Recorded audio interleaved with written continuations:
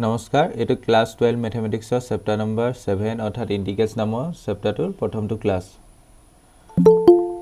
আন কথাত ক'ব গ'লে ক্লাস 12 ম্যাথমেটিক্সৰ পাৰ্ট 2ৰ প্ৰথমটো চেপ্টাৰ তোমালোকে সকলোৱে জানাই ইতিমধ্যে ক্লাস 12 ম্যাথমেটিক্সৰ দুটা পাৰ্ট আছে আৰু সেকেন্ড পাৰ্টত এটো প্ৰথম চেপ্টাৰ আৰু ক্লাস 12 ম্যাথমেটিক্সৰ দৃষ্টিকোণৰ পৰা চাব গ'লে সকলোতকৈ দীঘল চেপ্টাৰ ইয়াত মেবি 12টা মান এক্সাৰসাইজ আছে আৰু প্ৰত্যেকটো এক্সাৰসাইজে দীঘলীয়া গতিকে চেপ্টাৰটো প্ৰথমবাৰ সকলোৱে ভালকৈ মনোযোগে পঢ়িবলৈ বা শিকিবলৈ চেষ্টা কৰিবা এটো এনেকুৱা এটা চেপ্টাৰ যেটো চেপ্টাৰ তুমি স্কিপ কৰিব নোৱাৰা মেথছত কিছুমান চেপ্টাৰ থাকে যেটো চেপ্টাৰ তুমি স্কিপ কৰিব নোৱাৰা মানে কোনো পদ্ধতি আহিব নোৱাৰা তুমি এনি হাউ জানিব লাগিব কাৰণ এই চেপ্টাৰটো কনসেপ্ট নট অনলি 11 12 বা 12 বৰ্ডত সবতে ইউজ হ'ব ফিজিক্সত ইউজ হ'ব কেমিষ্ট্ৰিত ইউজ হ'ব তাবা ঠিক তেনেকৈ মেথছতো আছে সব জায়গাতে ইউজ হ'ব তাৰপিছত নেক্সট ক'ব গ'লে চেপ্টাৰটো এই চেপ্টাৰটোৰ পৰা পৰীক্ষাটোতো বহুত মাৰ্কছ আহে এই চেপ্টাৰটো ৰিলেটেড আৰু কেইবাটাও চেপ্টাৰ আছে এপ্লিকেশন অফ ইন্টিগ্ৰেলছ বুলি চেপ্টাৰ এটা আছে তাৰপা ডিফাৰেন্সিয়েল ইকুৱেশ্যন বুলি চেপ্টাৰ এটা আছে এই চেপ্টাৰটো নোৱাৰিলে সেই চেপ্টাৰ কিটাও নোৱাৰিবা ঠিক তেনেকৈ এই ইন্টিগ্ৰেশ্যনটো বা ইন্টিগ্ৰেলছটো হ'ল আমাৰ ক্যালকুলেশনৰ বা আমাৰ ফান্ডামেন্টাল ম্যাথমেটিক্সৰ এটা ম্যাথমেটিক্যাল টুল ধৰিলে আমি যেনেকৈ হোপা পূৰণহৰণ যোগ বিয়োগ হেবৰ কথা জানো হেবু নাজানিলে আমি কিবা এটা কাম কৰিব পাৰিম জানো অংকত আগবাঢ়িব পাৰিম জানো নোৱাৰো ঠিক তেনেকৈ যদি আমি সংখ্যাখিনি নাজানিলো হয় তেনেকৈ তেতিয়াও আমি অংকত আগবাঢ়িব নোৱাৰিলো হয় ঠিক তেনেকৈ তুমি এতিয়া হায়াৰ মেথছত যদি আগবাঢ়িবলৈ খুজিছা বা হায়াৰ মেথছ যদি পাছত শিকিবলৈ খোজা বা ইয়াৰ পাছত ধৰিলা 12 পাছত যদি মেথছ কন্টিনিউ কৰিব বিচাৰা তেন্তে ইন্টিগ্ৰেশ্যন এনেকুৱা এটা পাৰ্ট যেটো তুমি জানিবই লাগিব ইন্টিগ্ৰেশ্যন ডিফাৰেন্সিয়েশ্যন এইবোৰ স্কিপ কৰি যাব নোৱাৰা ধৰিলা তুমি মেথছত কিবা এটা টপিক বেয়া পাইছিলা বা কিবা এটা টপিক বেয়া পোৱা হেতুক এই দিলো কিছুমান টপিক কোনো ইমান ইফেক্ট নপৰে পাছত ধৰিলা এটো নহয় যে মই এটো কানা ইউজ নহয় ইউজটো অবিয়াসলি সবস্তে হয় কিন্তু ইফেক্টটো নপৰে ধৰিলা ইমান বেলেগত যে প্ৰভাৱ পেলাব তেনেকুৱা নহয় কিন্তু ইন্টিগ্ৰেশ্যন নাজানিলে তোমাক সবতে প্ৰভাৱ পেলাব গতিকে ইন্টিগ্ৰেশ্যন এনিহা সকলোৱে শিকিব লাগিব বা সকলোৱে পাৰিবই লাগিব গতিকে প্ৰথমবাৰ ক্লাছবোৰ মানে কন্টিনিউ কৰি যাবা যিসকলে লাইভত চাবা যিসকলে ৰেকৰ্ডিং চাবা আৰু ইন্টিগ্ৰেশ্যন চেপ্টাৰটো আৰু নিজৰ ফালৰ পৰা পাৰিব হলে প্ৰেক্টিস লাগিব যিখিনি কোৱেশ্চন কৰাই দিয়া হয় বা যিখিনি কোৱেশ্চন তোমালোকক কৰিবলৈ দিয়া হয় সেইখিনি সময়মতে কৰি যাবা ইন্টিগ্ৰেশ্যন চেপ্টাৰটো এটা কনসেপ্ট নাই ঢেৰ কনসেপ্ট আছে ধৰিলা মানে ধৰিলা কিছুমান ইন্টিগ্ৰেশ্যন আছে কিছুমান ডাইৰেক্ট ফৰ্মুলা লগোৱা কিছুমান ইন্টিগ্ৰেশ্যন আছে সাবস্টিটিউশন মানে অকমান খেলিমেলি কৰিব লাগে কিছুমান ইন্টিগ্ৰেশ্যন আছে অকমান সিম্পলিফাই কৰিব লাগে হেতিয়া কিন্তু যেতিয়া পৰীক্ষাত আহিব পৰীক্ষাত আহোতে অভাৰ তোমাক ইন্টিগ্ৰেশ্যনটো দি দিব তোমাক এটো কৈ নিদিয়ে তোমাক কোনটো এক্সাৰসাইজৰ পৰা এটো কোৱেশ্চন আহিছে কোনটো মানে কনসেপ্ট লাগিব এটো কোৱেশ্চনত হেতু তোমাৰ নিজৰ মাইন্ডৰ পৰা ভাবি পাব লাগিব আৰু হেতু ভাবি পাব হলে প্ৰথম কথা আৰু মেইন কথাটো হ'ল তুমি কোৱেশ্চনবোৰ প্ৰেক্টিস কৰিব লাগিব যিমান পাৰা কোৱেশ্চনবোৰ প্ৰেক্টিস কৰিবা দিস্তা বহিবা যেনেকৈ নহ বহি চিলাই লবা কোৱেশ্চনবোৰ প্ৰেক্টিস কৰিবা আৰু এই চেপ্টাৰটো পঢ়ি বহুত ভাল লাগে যথেষ্ট ভাল লাগে বৰ নালাগে ভাগৰ নালাগে বুলি কয় যে তুমি এই চেপ্টাৰটোত ইন্টিগ্ৰেশ্যনৰ 2 ঘণ্টা 3 ঘণ্টা অংক কৰি থাকিলে ভাগৰ নালাগে ঠিক আছে খালি জাস্ট বস্তুখিনি বুজি ল'ব লাগিব আৰু ফৰ্মুলা যিকিটা মনত থাকে সেই ফৰ্মুলা কিটা মনত ৰাখিব লাগিব আৰু নেক্সট ক'ব গ'লে যদি তুমি ক'বল যাও ইয়াৰ লগত যিখিনি কনসেপ্ট শিকাম কনসেপ্টখিনি মনত ৰাখিব লাগিব কোনটো কনসেপ্ট কেনেকুৱা ধৰণৰ কোড কেনেকুৱা কনসেপ্ট ইউজ কৰিব পাৰি হেতু তুমি যেতিয়ালৈকে কোৱেশ্চনখিনি প্ৰেক্টিস কৰিবা বা যেতিয়া কোৱেশ্চনটো ভালকে নিজৰ ফালৰ পৰা ভাবিবলৈ চাবা তেতিয়া তোমালোকে নিজে অটোমেটিক গম পাবা ইয়াত এটো কেলে হৈছে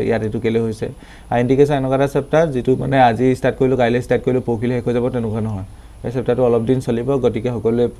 ধৈৰ্য সহকাৰে চেপ্টাৰবোৰ চাবা এই ইমান দীঘল চেপ্টাৰ বুলি এই দিনে বহুত দিগদাৰ হ'ব মাস্ট বি পঢ়িবই লাগিব চেপ্টাৰটো অল্টাৰনেট একোৱে নাই সবে পঢ়িব লাগিব অল্টাৰনেট একোৱে নাই গতিকে তোমালোকক আৰু এটা সাজেষ্ট কৰিম সকলোৱে নতুন বহি এখন লবা কাৰণ এই চেপ্টাৰটো আমাৰ প্ৰথম পাৰ্টটো সমানে আগবাঢ়ি গৈ থাকিব বা বিশেষকৈ ক'ব গ'লে প্ৰথম পাৰ্টটো যেনেকৈ আগবাঢ়ি থাকিব সেকেন্ড পাৰ্টটো আগবাঢ়ি থাকিব গতিকে তোমালোকে যদি এক্সট্ৰা বহি এখন ওলোৱা গোটেইখিনি হান মিহলি খিচি হৈ যাব গতিকে সকলোকে অনুৰোধ জনাম ইন্টিগ্ৰেশ্যন বা সেকেন্ড পাৰ্টটো কাৰণে এক্সট্ৰা বহি এখন লবা তেতিয়া তোমালোকৰ কোৱেশ্চনবোৰ কৰিবলৈ সুবিধা হ'ব আৰু কৰিও ভাল লাগিব এটা চেপ্টাৰটোৰ নাম কিতাপৰ ফালৰ পৰা যদি চেপ্টাৰটোৰ নাম চাবলৈ যাও ইন্টিগ্ৰেলছ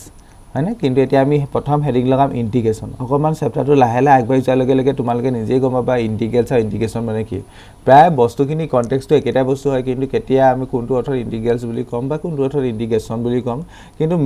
মেইন টপিক বুলি ক'লে আমি সকলোৱে জানো 11 তো অলপ চলপকে শিকাইছো ইন্টিগ্ৰেশ্যন বুলি কওঁ হয়নে কিন্তু চেপ্টাৰটো ইন্টিগ্ৰেলছ বুলি কৈছে এটো কেলে ক'লে অকমান দেৰি পাছত চেপ্টাৰটো আগবাঢ়ি যোৱাৰ লগে ময়ো ক্লিয়াৰ কৰি দিম বা তোমালোকে নিজেও বুজি পাবা ইন্টিগ্ৰেশ্যন এটা ইন্টিগ্ৰেশ্যনক যদি এটা টাইমত ডিফাইন কৰিবলগীয়া হয় ইন্টিগ্ৰেশ্যনক এটা কথা ক'ব পাৰো ইন্টিগ্ৰেশ্যন ইজ আ ম্যাথমেটিক্যাল টুল যেনেকৈ যোগ বিয়োগ এটা ম্যাথমেটিক্যাল টুল ঠিক তেনেকৈ ইন্টিগ্ৰেশ্যন এটা ম্যাথমেটিক্যাল টুল তাৰ উপৰিও যদি ইন্টিগ্ৰেশ্যনক যদি ডিফাইন কৰিবলগীয়া হয় কেনেকৈ ডিফাইন কৰিবা ইন্টিগ্ৰেশ্যনটো হৈছে ডিফাৰেন্সিয়েশ্যনৰ ওলোটা প্ৰক্ৰিয়া এতিয়া আমি ইতিমধ্যে ক্লাছ 11ত ডিফাৰেন্সিয়েশ্যন শিকি আহিছোঁ বা ঠিক তেনেকৈ তোমালোকৰ ক্লাছ 12 পাৰ্ট 1ৰ লাষ্টৰ ফালে ডিফাৰেন্সিয়েশ্যনৰ বিষয় আছে গতিকে তোমালোকৰ অনুজনাম যিসকলে ক্লাছ 11ত ডিফাৰেন্সিয়েশ্যন শিকা নাছিলে মোৰ ভিডিঅ' অলৰেডি দি থোৱা আছে বা বেসিক ম্যাথমেটিক্স বুলি ডিফাৰেন্সিয়েশ্যনৰ ভিডিও দি থোৱা বনাই থোৱা আছে তুমি যো পাই চোৱা ডিফাৰেন্সিয়েশ্যন টপিকটো পঢ়ি লবা ডিফাৰেন্সিয়েশ্যন টপিকটো পঢ়িলে ইন্টিগ্ৰেশ্যনখিনি ক্লিয়াৰ হ'ব যা ডিফাৰেন্সিয়েশ্যন ক্লিয়াৰ হৈ আছে ইন্টিগ্ৰেশ্যনখিনিত বহুত সহজ হ'ব বা ইন্টিগ্ৰেশ্যন কৰোঁতে খেলিমেলি নালাগে ইমানৰ ধৰি লোৱা ডিফাৰেন্সিয়েশ্যনখিনি জানিব লাগিব কাৰণ লজিক্যালি ভাবিব গ'লেও ডিফাৰেন্সিয়েশ্যন আৰু ইন্টিগ্ৰেশ্যন এটা আনটোৰ লগত বহুত সম্পৰ্ক আছে গতিকে তুমি যদি ডিফাৰেন্সিয়েশ্যন নজনাকৈ ডাইৰেক্ট ইন্টিগ্ৰেশ্যনত সোমাই দিব নোৱাৰা আশা কৰিছোঁ তোমালোকৰ সকলোৱে ডিফাৰেন্সিয়েশ্যনৰ কনসেপ্টখিনি ক্লিয়াৰ আছে যদি নাই তোমালোকৰ ফালৰ পৰা ডিফাৰেন্সিয়েশ্যনৰ কনসেপ্টখিনি ক্লিয়াৰ কৰি ল'বা 11 লেভেলত যিমানখিনি পঢ়িছিলোঁ যদি সেইখিনি নাজানা তেন্তে দিগদাৰ হ'ব ডিফাৰেন্সিয়েশ্যন মানে সকলোৱে গম পাইছিলোঁ dy বাই dx হয় দি ৰিপ্ৰেজেন্ট কৰে হয়নে dy বাই dx ডিফাৰেন্সিয়েশ্যন আৰু কিছুমান আমি ষ্টেণ্ডাৰ্ড ডিফাৰেন্সিয়েশ্যন পঢ়িলে সেইখিনি মনত ৰাখিবা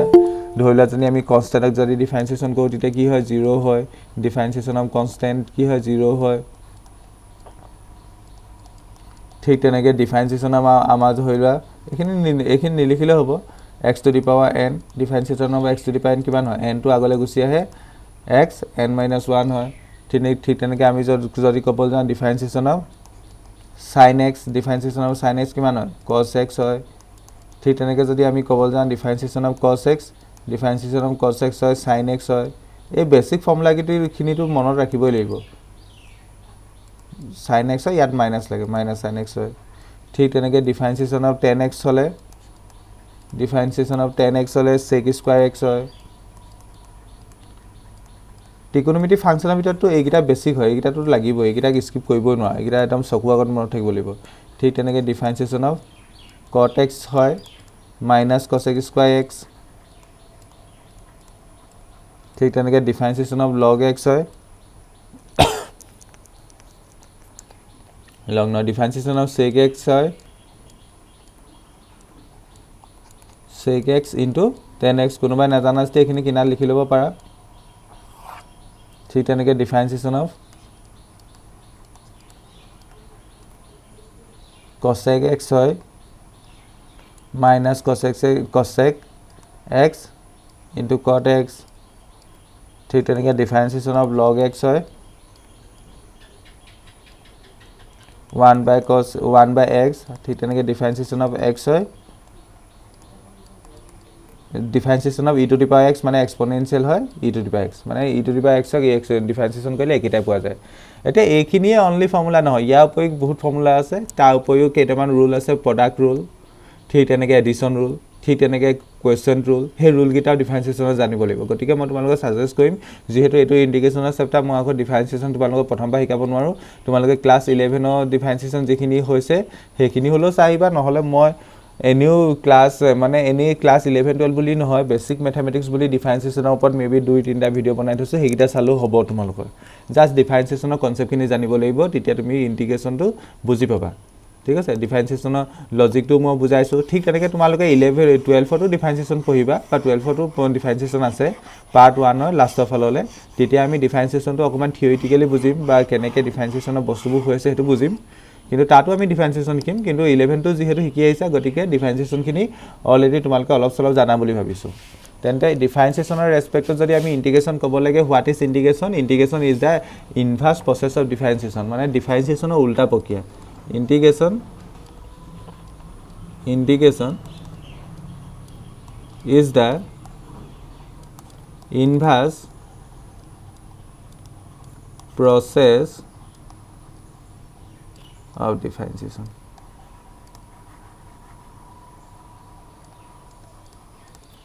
ডিফাৰেন্সিয়েশ্যনৰ উল্টা প্ৰক্ৰিয়া বিপৰীত প্ৰক্ৰিয়া ডিফাৰেন্সিয়েশ্যন মানে অলৰেডি আমি গম পালোঁ তেন্তে কেনেকুৱা ধৰণৰবোৰ হয় ডিফাৰেন্সিয়েশ্যন মই কোনটো কথা কৈছোঁ dy by dx তাৰ উল্টা প্ৰক্ৰিয়া মানে বেসিক্যালি যদিহে তোমাৰ ওচৰত ফাংচন এটা আছে সাপোজ ফাংচনটো মই ধৰি লৈছোঁ sin x ফাংচনটো কি ধৰিছোঁ sin x ধৰিছোঁ এতিয়া মই ধৰিলা ইয়াক ডিফাৰেন্সিয়েশ্যন কৰিলোঁ sin x ক ডিফাৰেন্সিয়েশ্যন কৰিলে সকলোৱে জানে কি পোৱা যায় cos x পোৱা যায় sin x ক ডিফাৰেন্সিয়েশ্যন কৰিলে কি পোৱা যায় cos x তেন্তে এইটো মই কি কৰিছোঁ sin x ক ডিফাৰেন্সিয়েশ্যন কৰিলোঁ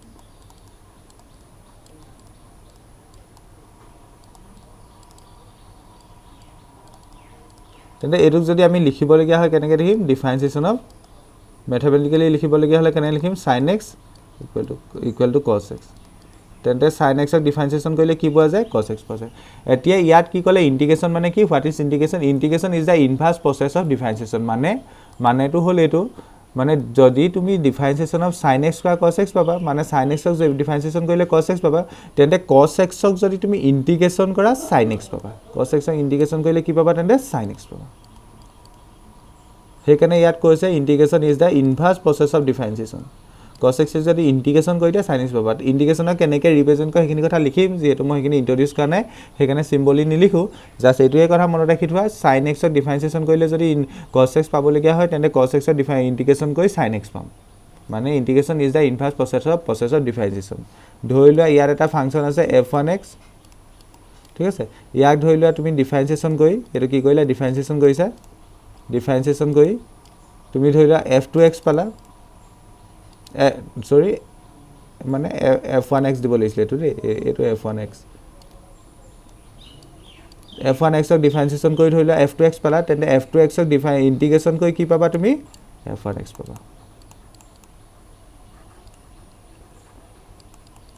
মানে ইন্টিগ্ৰেশ্যন is the inverse process of ডিফাৰেঞ্চিয়েশ্যনৰ উলটা প্ৰক্ৰিয়া এইটো হ'লেগে কাবা কিবা ডাউট আছে নি নাই স্যাৰ মই অলপ দেৰি আগত কৈছিলোঁ এটা কথা ডিফাৰেঞ্চিয়েশ্যন অফ log x কি আছিলে ডিফাৰেঞ্চিয়েশ্যন অফ log x আছিলে 1/x হয়নে ডিফাৰেঞ্চিয়েশ্যন অফ log x কি আছিলে 1/x মানে ইয়াৰ মিনিংটো কি এনেকৈ যে লিখিছোঁ এইখিনি মিনিংটো কি log x ক আমি যদি ডিফাৰেঞ্চিয়েট কৰোঁ log x ক ডিফাৰেঞ্চিয়েট কৰিলে আমি কি পাম ডিফাৰেঞ্চিয়েট কৰিলে কি পাম বা log x ক ডিফাৰেঞ্চিয়েশ্যন কৰিলে 1/x পোৱা যায় তেন্তে ইয়াৰ মিনিংটো কোনোবাই ক'ব পাৰিবনে ইয়াৰ মিনিংটো কি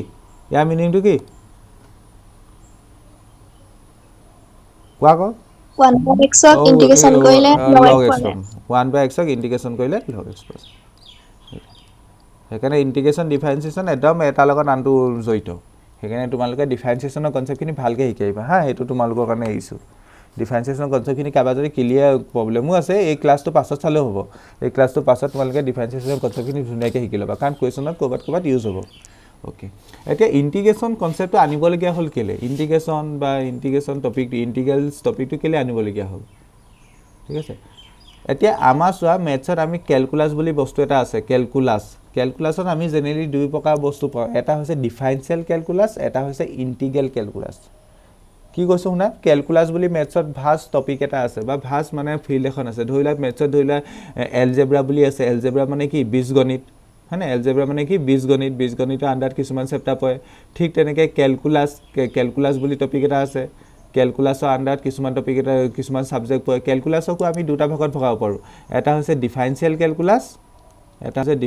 ক্যালকুলাস আৰু আনটো হৈছে ইন্টিগ্ৰেল ক্যালকুলাস এটা ডিফাৰেনশিয়েল ক্যালকুলাসত কোনবোৰ বস্তু পৰে ধৰি লওক ডিফাৰেনশিয়েল ক্যালকুলাসত তোমালোকে 11 তো অলপ পঢ়ি আহিছিলা লিমিট পঢ়িছিলা মই যে এতিয়া ক'লো যে ডেৰিভেটিভ বা ডিফাৰেনশিয়েবিলিটি লিমিট ডিফাৰেনশিয়েশ্যন তাৰপা ঠিক তেনেকৈ ক'ব গ'লে আৰু এটা চেপ্টাৰ আছিলে তোমালোকৰ বা লিমিট ডিফাৰেনশিয়েশ্যন এপ্লিকেশ্যন অফ ডেৰিভেটিভ বুলি ক্লাছ 12 চেপ্টাৰ এটা আছে ঠিক তেনেকৈ মানে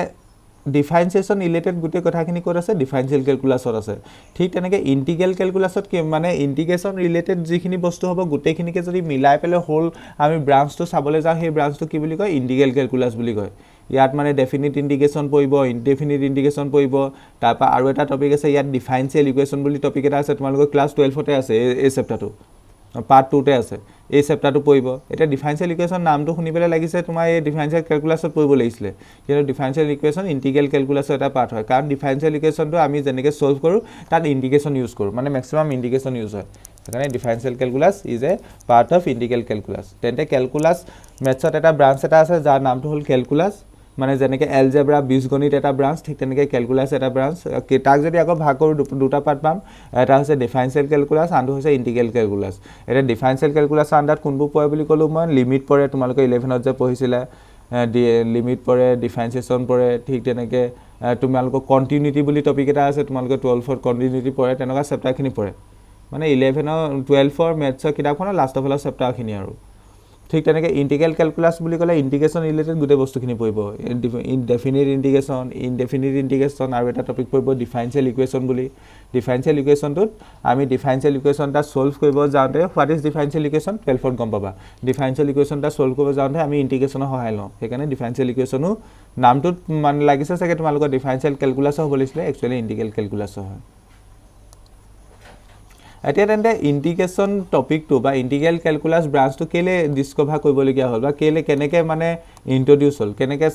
মানে কি কয় মেথমেটিচিয়ানসকলে ইণ্ট্ৰডিউচ কৰিলে কিয় কৰিলে তাক অকণমান তোমালোকৰ ডেভেলপমেণ্টটো কৰি দিছোঁ এইখিনি ইমান ইউজ নহয় পৰীক্ষাত এইখিনি একোৱেই দৰকাৰ নাই জাষ্ট পৰীক্ষাত এইটো চেপ্টাৰ পৰা কি আহিব জানানে ইণ্টিগ্ৰেশ্যন কৰিব আহিব জাষ্ট তোমালোকক কুৱেশ্যন দি দিব ইণ্টিগ্ৰেট ডু ইণ্টিগ্ৰেট বুলি বা ইণ্টিগ্ৰেট বুলি কৈ দিব জাষ্ট এটা শব্দই লিখিব ইণ্টিগ্ৰেট কুৱেশ্যন দিব কুৱেশ্যন কৰিব লাগিব এইবোৰ একো লিখিবলৈ নাহে হা এই চেপ্টাৰটোৰ পৰা একো লিখিবলৈ নাহে জাষ্ট মই এনেই লিখিছোঁ আৰু জাষ্ট বহীখন তোমালোকক শুৱনি কৰিবলৈ লিখিছোঁ এনেই জানিব লাগে আৰু চব পৰীক্ষা দৃষ্টিকোণৰ পৰা বুলি ক'লে বেয়া কথা হয় না সেইকাৰণে জানিব লাগে ডেভেলপমেণ্ট অফ ইণ্টিগ্ৰেশ্যন তেতিয়া আইডিয়াটো কৰিব পাৰিবা ইণ্টিগ্ৰেশ্যন আমি আনাৰ প্ৰয়োজনটো কিয় হ'ল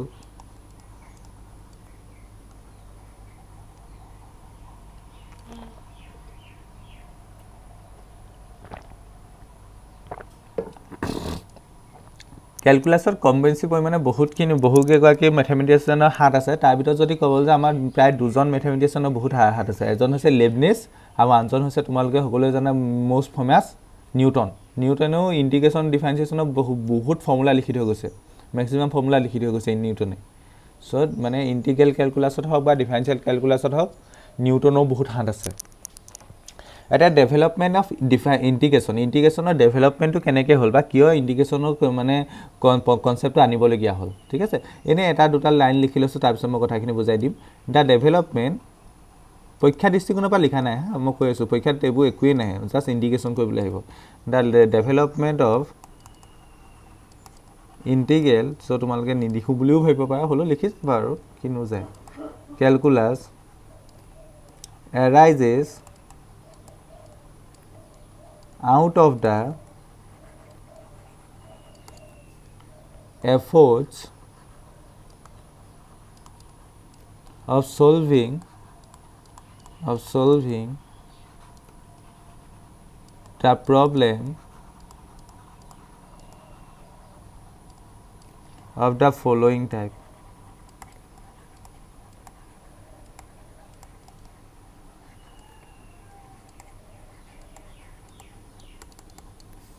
এক number A the problem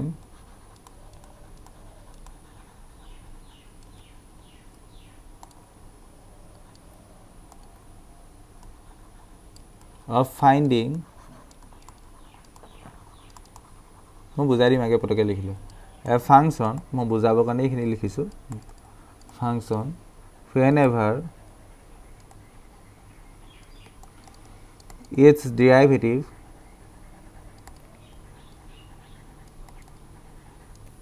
is given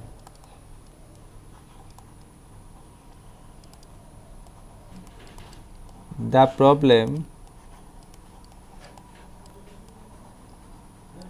of finding the area bounded by the graph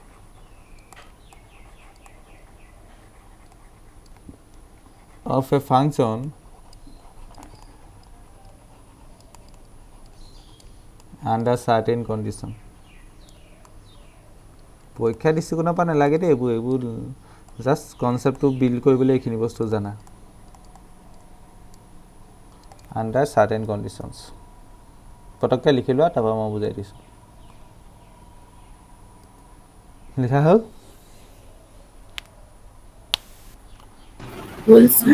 okay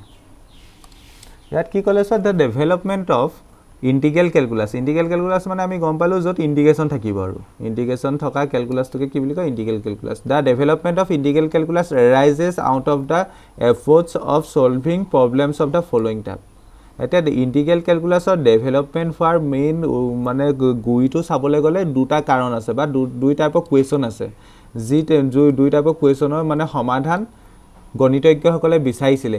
এই দুই টাইপৰ কুৱেশ্যন কুৱেশ্যন নম্বৰ এ আৰু কুৱেশ্যন নম্বৰ বি এনেকুৱা টাইপৰ কুৱেশ্যনখিনি সমাধান কৰিবলৈ যাওঁতে বা সমাধান বিচাৰোঁতে ইণ্টিগ্ৰেল কেলকুলাছৰ কনচেপ্টটো আনিবলগীয়া হ'ল আকৌ কৈছোঁ the development of integral calculus arises out of the efforts of solving the problems of the following type মানে ইণ্টিগ্ৰেল কেলকুলাছ ডেভেলপ হোৱাৰ গুৰিতে ক'ব গ'লে এই দুই টাইপৰ প্ৰব্লেম আছে দুই টাইপৰ প্ৰব্লেম আছে যি দুই টাইপৰ কুৱেশ্যন প্ৰব্লেমত মানে সাইণ্টিষ্টসকলে মাথা মাৰি আছিলে আৰু মাথা মাৰি মানে সাইণ্টিষ্টসকলে মানে গৱেষণা কৰি মানে এটা নতুন কনচেপ্ট এটা আনিলে যাৰ নামটো হৈছে ইণ্টিগ্ৰেল কেলকুলাছ এতিয়া সেই দুই টাইপৰ প্ৰব্লেম প্ৰথমটো কি কৈছে the problems of finding A function whenever its derivative is given দা কি ক'লে the problem of finding A function whenever its derivative is given মানে কথাটো এনেকুৱা ধৰণৰ তোমাক ধৰি লোৱা এনেকৈ কিবা এটা দিয়া আছে ধৰি লোৱা ডিফাৰেঞ্চিয়েশ্যন অফ ধৰি লোৱা fx ডিফাৰেঞ্চিয়েশ্যন অফ ধৰি লোৱা fx ইকুৱেল টু ধৰি লোৱা ডিফাৰেঞ্চিয়েশ্যন অফ fx ইকুৱেল টু ধৰি লোৱা মই এনেই কৈছোঁ আৰু ধৰি লোৱা এনে কৈছোঁ cos x so কি কৈছে the problem of finding a function whenever its differentiation is given ধৰি লোৱা এইটো এটা তোমাক এটা প্ৰব্লেম এটা দিয়া আছে বা এটা কিবা এটা বস্তু এটা দিয়া আছে এক্সপ্ৰেশ্যন এটা দিয়া আছে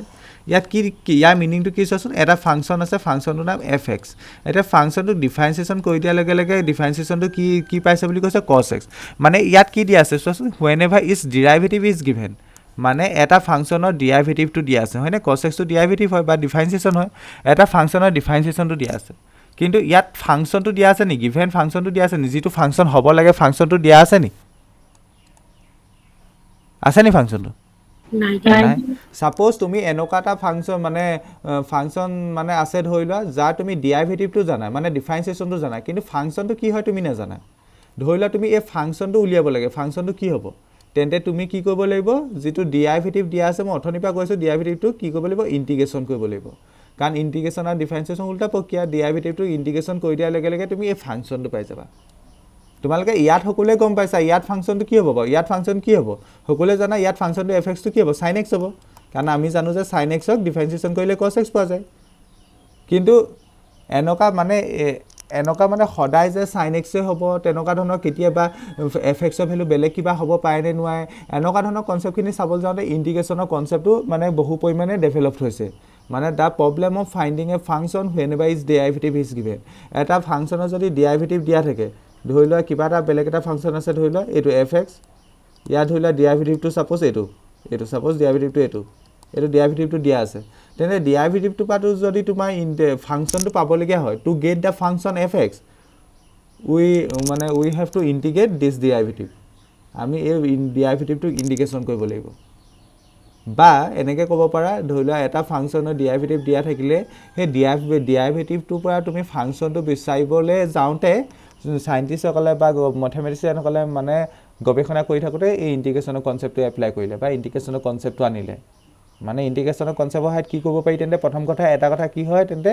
এটা ফাংচনৰ যদি ডেৰিভেটিভটো দিয়া থাকে তাৰপৰা ফাংচনটো উলিয়াব পাৰি আকৌ কৈছোঁ এটা ফাংচন আছে আননোন ফাংচনটো তোমাক কি দিয়া নাই কিন্তু তাৰ ডেৰিভেটিভটো দিয়া আছে ডিফাৰেঞ্চিয়েশ্যনটো দিয়া আছে কি হ'ব তেন্তে ডিফাৰেঞ্চিয়েশ্যনটোৰ পৰা তুমি ফাংচনটো গম পাই যাব পাৰিবা এইডোখৰলৈকে ক্লিয়াৰ এইডোখৰলৈকে বুজি পাইছা সকলোৱে পাইছোঁ স্যাৰ ঠিক আছে সেকেন্ড পাৰ্টটো কি হ'ল সেকেন্ড পাৰ্টটো এইটো মানে ইন্টিগ্ৰেটেড ক্যালকুলাস ষ্টাৰ্ট হোৱা বা ইন্টিগ্ৰেশ্যন ষ্টাৰ্ট হোৱা এটা ৰিজন এইটো বুলি ক'ব পাৰা এইটো ৰিজনৰ ওপৰত বেছ কৰি তোমালোকৰ ইন্টিগ্ৰেশ্যনৰ ডেফিনিট ইন্টিগ্ৰেশ্যনখিনি হেৰি হৈছে ইন্টিগ্ৰেশ্যনৰ দুটা পাৰ্ট আছে মই অকমান দেৰিকে ক'লোৱে হয় আৰু সকলোৱে জানাই চাগে এই কুৱেশ্যনটোৰ ওপৰত বেছ কৰি ইন্টিগ্ৰেশ্যনৰ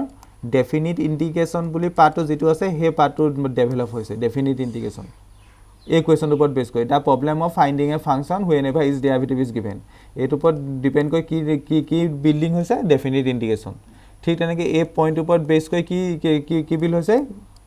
ওপৰটোৰ ওপৰত বেছ কৰি ইনডেফিনিট ইন্টিগ্ৰেশ্যন মই পটকৈ ভুল কৰিলোঁ ইনডেফিনিট ওপৰটোৰ ওপৰত বেছ কৰি ইনডেফিনিট ইন্টিগ্ৰেশ্যন আৰু তলৰটোৰ ওপৰত বেছ কৰি ডেফিনিট ইন্টিগ্ৰেশ্যন দেই ওপৰটোৰ ওপৰত বেছ কৰি ইনডেফিনিট ইন্টিগ্ৰেশ্যন আৰু তলৰটোৰ ওপৰত বেছ কৰি ডেফিনিট ইন্টিগ্ৰেশ্যন ওকে এতিয়া তলৰটোক কি কৈছে sir the problem of finding the area bounded by the graph of a function under certain condition ইয়াৰ মিনিংটো কি ক'লে চোৱাচোন ধৰি লোৱা তোমাক যদি এনেকৈ মই এডাল এক্স এক্সিছ দিওঁ এনেকৈ ধৰি লোৱা ৱাই এক্সিছ দিওঁ মানে কাৰ্টেছিয়ান কোঅৰ্ডিনেট দিওঁ ঠিক তেনেকৈ ধৰি লোৱা ইয়াত ধৰি লোৱা এনেকৈ ষ্ট্ৰেট লাইন এডাল আছে এডাল ষ্ট্ৰেট লাইন ধৰি লোৱা ষ্ট্ৰেট লাইনডালৰ নামটো দি দিছোঁ ছাপ'জ মই y = a ঠিক তেনেকৈ এইডাল ষ্ট্ৰেট লাইন আছে এই ষ্ট্ৰেট লাইনডালে ছাপ'জ ধৰি লোৱা x ইকুৱেল টু এতিয়া চোৱাচোন এইটো অৰিজিন ধৰি লোৱা এতিয়া চোৱাচোন ইয়াত x এক্সিছ y এক্সিছ আৰু z এক্সিছৰ দ্বাৰা বাউণ্ডেড অৰিজিন কোনটো ক'ব পাৰিবানে x axis y axis x axis মানে মই এইডালৰ কথা কৈছোঁ x এক্সিছ মানে এইডালৰ কথা কৈছোঁ y এক্সিছ মানে এইডালৰ কথা কৈছোঁ আৰু লাইন দুডাল মানে প্ৰথম এইডাল লাইন আৰু এইডাল লাইন এইখিনি দ্বাৰা বাউণ্ডেড ৰিজন বুলি ক'লে কোনটো হ'ব বাৰু মানে এইখিনি আগুৰি থকা অঞ্চল কোনটো বাৰু এইখিনি আগুৰি থকা অঞ্চল কোনটো কোনোবাই ক'ব পাৰিবা x এক্সিছ y এক্সিছ মানে অক্ষ দুডাল আৰু ৰেখা দুডালে আগুৰি থকা অংশ কোনটো চোৱা ভালকৈ চোৱা এইডাল এক্সিছডাল x এক্সিছডাল এইডাল y এক্সিছডাল এইডাল প্ৰথম ৰেখাডাল এইডাল ছেকেণ্ড ৰেখাডাল এইখিনি আগুৰি থকা অংশটো কোনটো দেখিলা এতিয়া কোৱা অন্ততঃ এই ভিতৰ এইটো আয়তটো হয়নে নহয় ভিতৰ এইটো আয়তটো অ'কে এতিয়া এই আয়তটো যদি তোমালোকৰ এৰিয়া উলিয়াব কয় উলিয়াব পাৰিবা নাই এই আয়তটো এৰিয়া উলিয়াব পাৰিবা নাই পাৰিবা নে নোৱাৰা কোৱা পটককৈ পাৰিম ছাৰ পাৰিবা একদম কেলৈ নোৱাৰিবা কাৰণ ইয়াৰ পৰা ইয়ালৈকে এইডোখৰ কিমান হয় a হয় ইয়াৰ পৰা ইয়ালৈকে এইডোখৰ কিমান হয় a হয় ঠিক তেনেকৈ ইয়াৰ পৰা চৰি মই ইয়াত দুটা x ইকুৱেল টু x মই ইয়াত এটাত b ল'ব লাগিছিলোঁ y ইকুৱেল টু b ল'ব লাগিছিলোঁ ইয়াৰ পৰা ইয়ালৈকে এইডোখৰ কি হয় a হয় ঠিক তেনেকৈ ওপৰলৈ এইডোখৰ কিমান হয় b হয় তেন্তে লেন্থটো a আৰু ব্ৰেথটো b তেন্তে এৰিয়া উলিয়াবলৈ কি কৰিম তেন্তে length into breath a into b হ'ব তেন্তে মানে আমাৰ যদি এনেকৈ যদি জনা ডায়েগ্ৰাম এটা পাই যাওঁ জনা ডায়েগ্ৰাম এটা হ'লে আমি এৰিয়া উলিয়াব পাৰোঁ ঠিক আছে জনা ডায়েগ্ৰামটো হৈ গ'লে এৰিয়া উলিয়াব পাৰোঁ এইডোখৰলৈ কাৰোবাৰ কিবা প্ৰব্লেম আছে নি চোৱাচোন এইডোখৰলৈ কাৰোবাৰ কিবা প্ৰব্লেম আছে নি এইডোখৰলৈ বুজি পাইছে না মই কি কণ্টেক্সত কথাটো কৈ আছোঁ বুজি পাইছানে এইডোখৰলৈ কিন্তু যদি ফিগাৰটো যদি তোমাক এনেকৈ দিলে হয় তুমি কল্পনা কৰা ফিগাৰটো তোমাক এনেকৈ দিছে কেনেকৈ দিছে ফিগাৰটো যদি তোমাক এনেকৈ দিলেহেঁতেন ছাপ'জ এইডাল y এক্সিছ এইডাল x এক্সিছ ঠিক আছে এইফালৰ এক্সিছডাল বাৰু ঠিকে দিছিলে তোমাক এইফালৰ এক্সিছডাল বাৰু ঠিকে দিছে মানে এই লাইনডাল ঠিকে দিছে বাৰু x ইকুৱেল টু a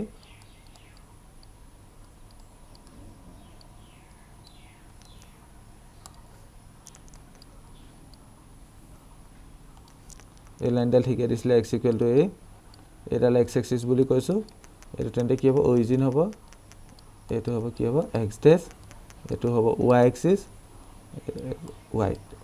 এইটো y ডেছ এইটো অ'কে ঠিক আছে যদিহে আমাক x এক্সিছ দিয়া থাকে y এক্সিছ দিয়া থাকে দুডাল লাইন দিয়া থাকে তেন্তে তাৰ বাউণ্ডেড এৰিয়াটো উলিয়াব পাৰিম ঠিক আছে এতিয়া যদি আমাক এনেকৈ দিয়া থাকে লাইন মানে কি লাইন ইজ এ কাৰ্ভ বা লাইন এডাল মানে বক্ৰ মানে ৰেখা হেৰি আৰু কি কাৰ্ভটো অসমীয়াত কি বুলি ক'ব তেন্তে বক্ৰ এক প্ৰকাৰ বক্ৰ ঠিক তেনেকৈ লাইন যদি ষ্ট্ৰেট লাইন যদি নিদি বেলেগ প্ৰকাৰ যদি বক্ৰ দিলেহেঁতেন এইফালৰ ডালে হওক বা এইফালৰ ডালে হওক বেলেগ প্ৰকাৰ যদি বক্ৰ দিলেহেঁতেন মানে এনেকুৱা টাইপৰ দিলেহেঁতেন ধৰি লোৱা এডাল এনেকুৱা টাইপৰ বক্ৰ এডাল দিলে এইডাল দিলে আৰু এইডালৰ মানে এক্সপ্ৰেশ্যনটো হৈছে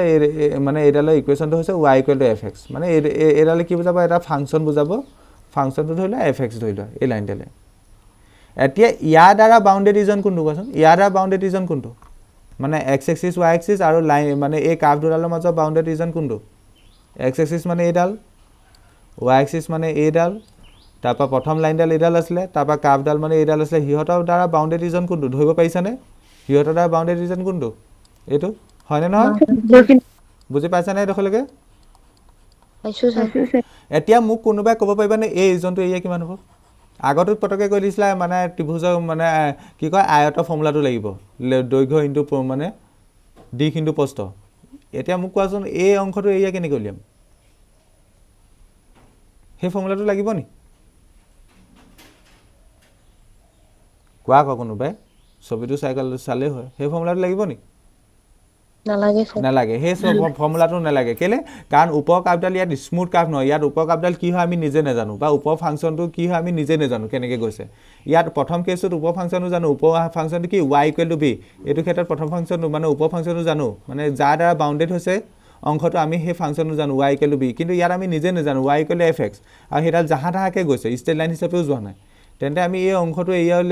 উলিয়াব হ'লে আমি প্ৰব্লেমত পৰি যাম এই অংশটো এৰিয়া উলিয়াবলৈ আমি ডাইৰেক্ট ফৰ্মুলা ইউজ কৰিব নোৱাৰোঁ এইটো ৰেক্টেংগুল নাহোৱা এইটো আয়ত নাহোৱা তেন্তে আয়তৰ ফৰ্মুলা উলিয়ালেও একজেক্ট আনচাৰ নাপাওঁ তেন্তে এইটো ৰেক্টেংগুল নহয় এই অংশটো এৰিয়া উলিয়াবলৈ কেনেকৈ উলিয়াম এতিয়া এই অংশটো এৰিয়া উলিয়াবলৈ আমি ইণ্টিগ্ৰেশ্যনৰ সহায় লওঁ বা এই অংশটো এৰিয়া উলিয়াবলৈ যিটো কনচেপ্ট আনিলে সেই কনচেপ্টটো হ'ল ইণ্টিগ্ৰেশ্যন আৰু কি ইণ্টিগ্ৰেশ্যন ডেফিনিট ইণ্টিগ্ৰেশ্যন কি integration definite integration definite integration আৰু ইনডেফিনিট ইণ্টিগ্ৰেশ্যন কৰি থাকোঁতে প্ৰায় একেধৰণৰ বস্তুৱে হয় কনচেপ্টটো বেলেগ বেলেগকৈ কৈছোঁ মই ডেফিনিট ইণ্টিগ্ৰেশ্যন ইনডেফিনিট ইণ্টিগ্ৰেশ্যন একে যদি তুমি ইনডেফিনিট ইণ্টিগ্ৰেশ্যন জানা তাত দুটা লাইন আগবাঢ়িলে তুমি ডেফিনিট ইণ্টিগ্ৰেশ্যন গম পাই যাবা জাষ্ট দুটা ষ্টেপ ডেফিনিট আৰু ইনডেফিনিট মানে কৰি থাকোঁতে একেই বেলেগ বেলেগকৈ ফৰ্মুলা মনত ৰাখিব নালাগে সেইটো ভয় নাখাবা জাষ্ট কনচেপ্টটো মই বুজাইছোঁ তেন্তে কি ক'লোঁ মই এনেকুৱা যদি তোমালোকে ৱেল নন কাৰ্ভ দিয়া থাকে বা ৱেল নন যদি ষ্ট্ৰেট লাইন দিয়া থাকে তাৰ দ্বাৰা বাউণ্ডেড ৰিজনবোৰ আমি পটককৈ উলিয়াই দিব পাৰোঁ কিন্তু যদি তোমালোকক ৱেল নন ফাংচন দিয়া নাথাকে এনেই যিকোনো এটা ৰেণ্ডম ফাংচন এটা দিয়া থাকে আৰু তাৰ দ্বাৰা যদি বাউণ্ডেড ৰিজনটো সোধে তেতিয়া আমি বাউণ্ডেড এৰিয়াটো উলিয়াব নোৱাৰোঁ সেইটোকে কৈছে the problem of finding the area bounded by the graph of a function ইয়াত গ্ৰাফ কোনডাল এইডাল গ্ৰাফ নহয় নেকি বা এইডাল গ্ৰাফ নহয় নেকি বা এইডাল গ্ৰাফ আণ্ডাৰ চাৰ্টেন কণ্ডিশ্যন ইয়াত মই কণ্ডিশ্যনকেইটা কি লৈছোঁ এক্স ইকুৱেল টু 0 পৰা আৰম্ভ হৈ হৈছে বুলি লৈছোঁ এক্স ইকুৱেল টু 8 শেষ হৈছে বুলি লৈছোঁ এইটো যে সদায় এনেকুৱা হ'ব তেনেকুৱা নহয় কিবা এটা মানে কণ্ডিশ্যন থাকিব আৰু আণ্ডাৰ চাৰ্টেন কণ্ডিশ্যন কেতিয়াবা এক্স ইকুৱেল টু 1 পৰা আৰম্ভ হৈ এক্স ইকুৱেল টু 5 শেষ হ'ব পাৰে তেতিয়াও তুমি ইণ্টিগ্ৰেশ্যনৰ দ্বাৰা এৰিয়া উলিয়াব পাৰিবা এতিয়া এনেকুৱা ধৰণৰ প্ৰব্লেমবোৰ ছল্ভ কৰিব যাওঁতে ইণ্টিগ্ৰেশ্যনৰ কনচেপ্টটো আহিলে কি ইণ্টিগ্ৰেশ্যনৰ কনচেপ্টটো আহিলে ডেফিনিট ইণ্টিগ্ৰেশ্যনৰ বুজি পালা এইডোখৰলৈকে বুজি পালা পালো স্যাৰ এইখিনি পৰীক্ষা নালাগে তোমালোকে জাষ্ট ইণ্টিগ্ৰেশ্যনৰ কনচেপ্টটো জানিবলৈ মনত ৰাখা ডেফিনিট ইণ্টিগ্ৰেশ্যন ঠিক আছে কাৰোবাৰ প্ৰব্লেম আছে নেকি কাৰোবাৰ প্ৰব্লেম আছে যদি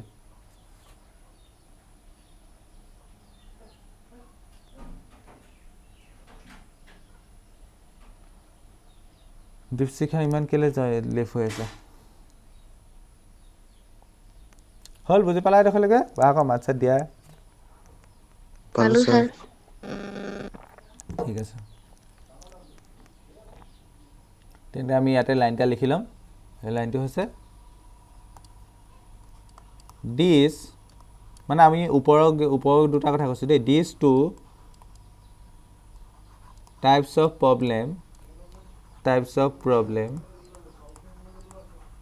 problems lead to the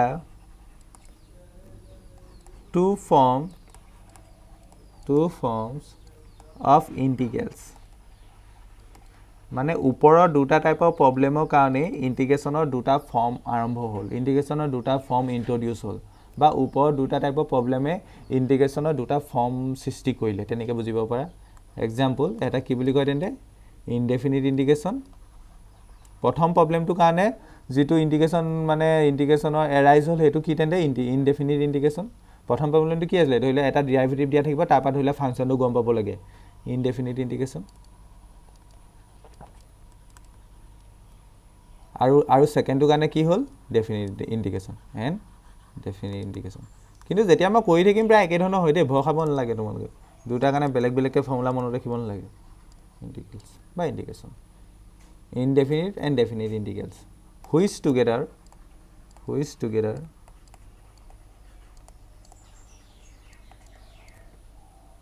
constitute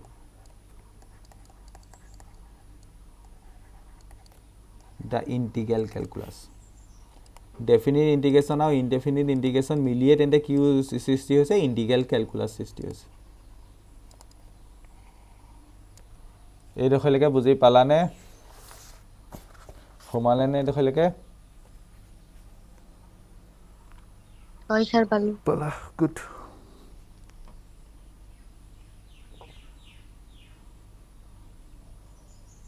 হ'ল মই নেক্সট যাব পাৰোঁ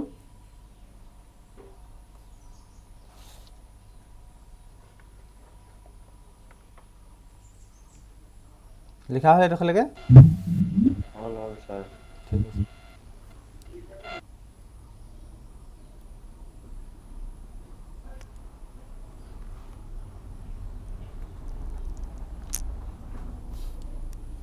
এতিয়া লিখিবা ইন্টিগ্ৰেশ্যন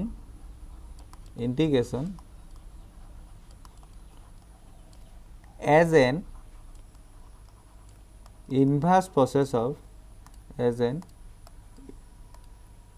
inverse process of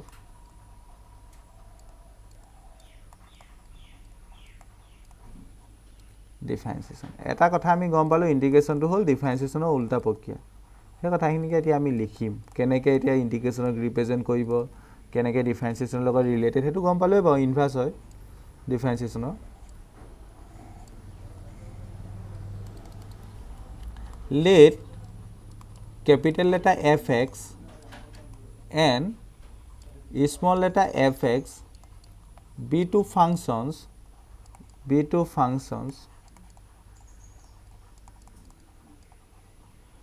connected together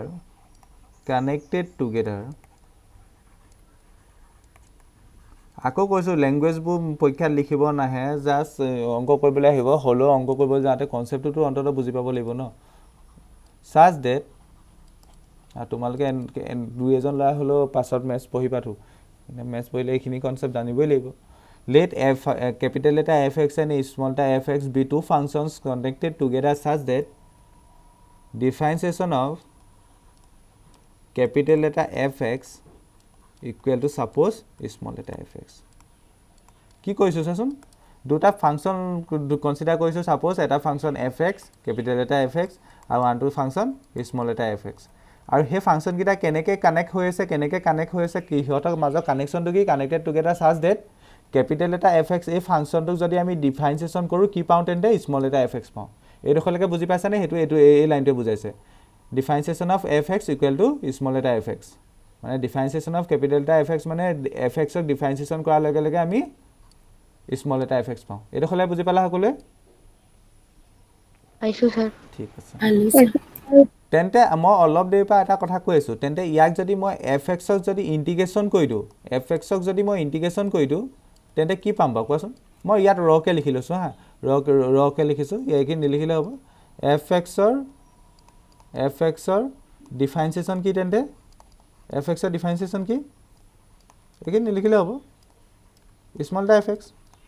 হয়নে fx ক যদি আমি ডিফাৰেন্সিয়েচন কৰো স্মল টা fx পাম তেন্তে যদি মই fx ক যদি ইন্টিগ্ৰেচন কৰিলে কি পাম fx ক স্মল টা fx ৰ ইন্টিগ্ৰেচন কৰিলে কি পাম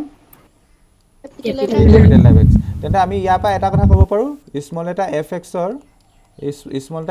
ৰ ইন্টিগ্ৰেচন কি স্মল এটা fx ৰ ইন্টিগ্ৰেচন হ'ল capital letter fx সা capital letter fx ক ডিফাৰেন্সিয়েচন কৰিলে কি পোৱা যায় fx স্মল এটা fx এতিয়া ডিফাৰেন্সিয়েচন ইন্টিগ্ৰেচন ইনভাৰ্স বুলি কৈছো তেন্তে স্মল এটা fx ক ইন্টিগ্ৰেচন কৰিলে কি পাম capital letter fx পাম ওকে গম পালো then capital letter fx is called integral then capital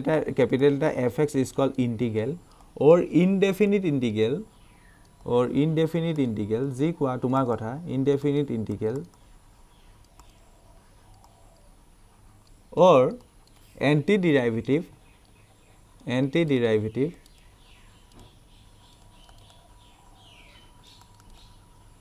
of fx suppose তোমাক এটা ফাংশনটা দিয়া আছিল ফাংশনটো ক্যাপিটাল এটা fx দিয়া আছিল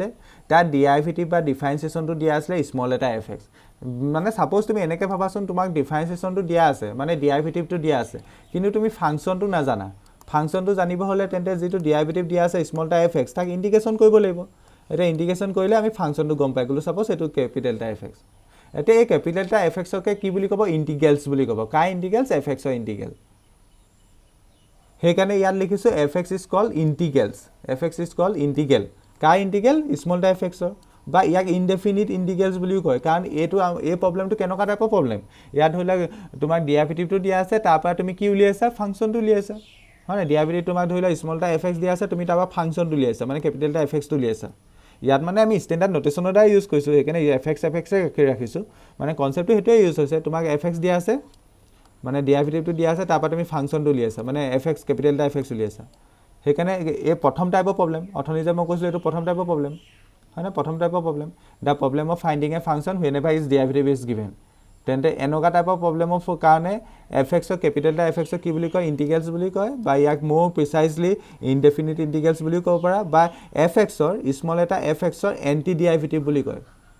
কি বুলি কয় স্মল এটা fx ৰ এন্টি ডেৰিভেটিভ বুলি কয় বা এনেকৈ ক'ব পাৰা ইন্টিগ্ৰেচন অফ fx বুলি ক'ব পাৰা তেনেকৈ ক'লেও ভুল নহয় indefinite integration of fx বুলিও ক'ব পাৰা বা only integration of fx বুলিও ক'ব পাৰা বা integrals of fx বুলিও ক'ব পাৰা কাৰ স্মল টা fx মানে integrals of small টা fx বুজি পাইছানে এইডোখৰলৈকে তোমালোকে এইটো কিনাত লিখিলেও লিখি দিব পাৰা বুজি পাইছানে পাইছো ছাৰ সকলোৱে বুজি পাইছা পাইছোঁ ছাৰ হৈছে তেন্তে মোক এটা কথা কোৱাচোন কেপিটেল এটা এফ এক্সটো কি হয় তেন্তে কেপিটেল এটা এফ এক্সটো কি হয় ইংলিছত ক'লে কি ক'ব লাগিব কেপিটেল এটা ইউ এফ এক্সটো কি হয় স্মল হা কেপিটেল এটা এফ এক্সটো কি হয় স্যার ডিফারেন্সিয়েশন ইন্টিগ্ৰেলছ কাৰ ইন্টিগ্ৰেলছ বুলি Small কয় letter. স্মল এটা এফ এক্স মানে কেপিটেল এটা এফ এক্সটো কি হ'ব তেন্তে ইংলিছত ক'লে কেপিটেল এটা এফ এক্সটো হ'ব দ্য ইন্টিগ্ৰেলছ বা ইন্টিগ্ৰেশ্যন বুলি ক'ব পাৰা অফ স্মল এটা F x integral of small এটা F x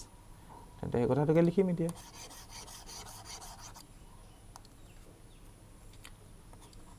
the integral of small eta fx is written as তেন্তে স্মল এটা এফ এক্সৰ ইণ্টিগ্ৰেশ্যনটো কি বুলি গম পালোঁ তেন্তে কেপিটেল এটা এফ এক্স তাক কেনেকৈ লিখিব এতিয়া লিখা ছিষ্টেমটো কেনেকৈ লিখিব লাগিব আমি মেথমেটিকেলি ইণ্টিগ্ৰেশ্যনৰ চিম্বলডাল হৈছে এইডাল এতিয়া কাৰ ইণ্টিগ্ৰেশ্যন উলিয়াইছোঁ আমি এফ এক্সৰ ইণ্টিগ্ৰেশ্যন উলিয়াইছোঁ দ্য ইণ্টিগ্ৰেশ্যন অফ স্মল এটা এফ এক্স তেন্তে ফাংচন দিয়াত এফ এক্স দিব লাগিব আৰু কাৰ ৰেচপেক্টত উলিয়াইছোঁ ইয়াত যিহেতু ভেৰিয়েবল এক্স সেইকাৰণে আমি লগত ডি এক্স লিখিম ডি এক্সৰ ৰেচপেক্টত উলিয়াইছোঁ মানে এক্সৰ ৰেচপেক্টত উলিয়াইছোঁ এণ্ড ৰিড এছ আৰু ইয়াক কেনেকৈ পঢ়া হয় and read as the integrals of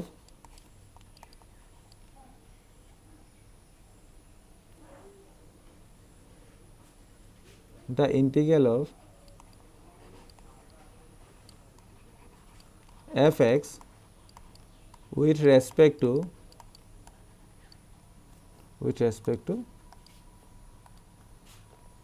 x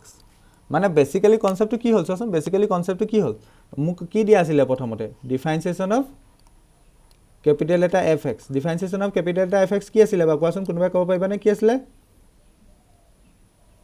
small letter F if small ta fx ইয়াৰ লজিকটো কি আছিল fx ক যদি ডিফাৰেন্সিয়েশন কৰো স্মল ta fx পাম তেন্তে ইয়াৰ পৰা কি কম পালো fx ক যদি ইন্টিগ্ৰেশন কৰো চোৱা ডিফাৰেন্সিয়েশন কৰিবলৈ আমি কি লিখিছো d/dx লিখিছো তেন্তে ইন্টিগ্ৰেশনৰ কাৰণে কিবা এটা সিম্বলটো ইউজ কৰিব লাগিব সেইকাৰণে এই সিম্বল ইউজ কৰিছো fx ক যদি আমি ইন্টিগ্ৰেশন কৰো মানে স্মল ta fx ৰ কথা কৈছো fx ক যদি ইন্টিগ্ৰেশন কৰো আৰু ইন্টিগ্ৰেশন লগত অনলি ইন্টিগ্ৰেশন চিনডাল দিলে নহব কাৰ ৰেসপেক্টত কৈছে হেতু লিখিব লাগিব dx লিখিম fx ক যদি ইন্টিগ্ৰেশন কৰো কি পাই যাম তেন্তে ক্যাপিটেল ta fx পাই যাম ক্যাপিটেল ta fx এটা ইয়াৰ লগত আমি বস্তু এটা লগাম প্লাস c এটা লগাম হেতু কেলে লগাইছো মই অলপ দেৰিকে বুজাই দিম বাৰু fx অনলি fx নিলিখো প্লাস c এটা লগাই হেতু কেলে লগাইছো লিখি দিম বাৰু দাস বুলি এটো লিখিব পাৰা দাস বুলি এটো লিখা এডখলে বুজি পালা না কোৱাচোন ইয়াৰ লগত c টো কেলে লিখিছো এটো মই কম বাৰু c টো বাদ দি বাকিখিনি কেলে বুজি পালা না কোৱাচোন পালো ছাৰ পাইছোঁ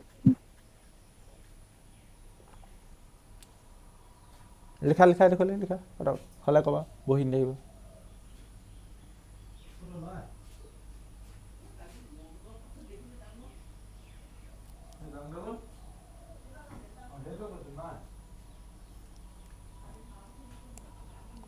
where হ'ল sir okay where c to c use কৰিছো c is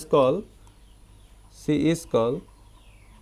arbitrary constant কি বুলি কয় arbitrary constant c to কেলে আহিলে আমাৰ পটককে মাজত ধৰি কেনেকে কোপা টপ কিলে কৈ দিম বাৰু এতিয়া arbitrary constant and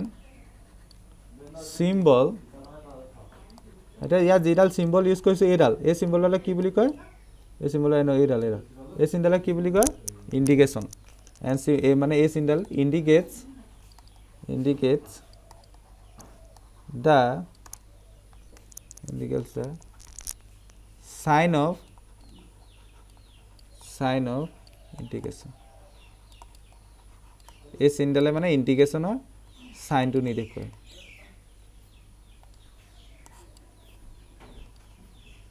টান লাগিছে নি টান নহয় ষ্টাৰ্টে হোৱা নাই চেপ্টাৰটো একচুৱেলি ক'ব গ'লে কনসেপ্টখিনি শিকাই আছো টান লাগিছে নি বুজি পাইছা নাই পাইছো ছাৰ ঠিক আছে পাইছোঁ ছাৰ এডখলে লিখা হ'ল নে হ'ল ছাৰ হয় ছাৰ ওকে গুড হ'ল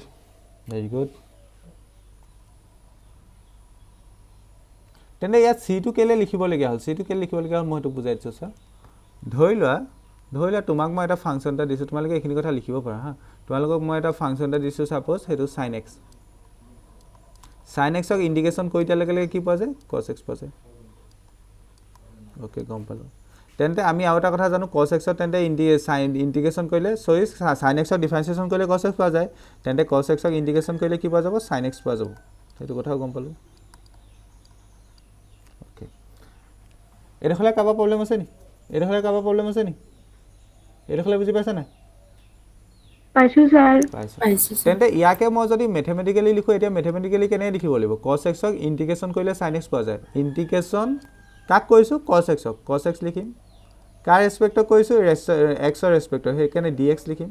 ইকুৱেল টু কি পোৱা যায় sin x পোৱা যায় এতিয়া অনলি sin x লিখিলে নহব ইয়াত প্লাস c লিখিব লাগিব এটো কেলে লিখিব লাগে মই এটো এক্সপ্লেইন কৰিম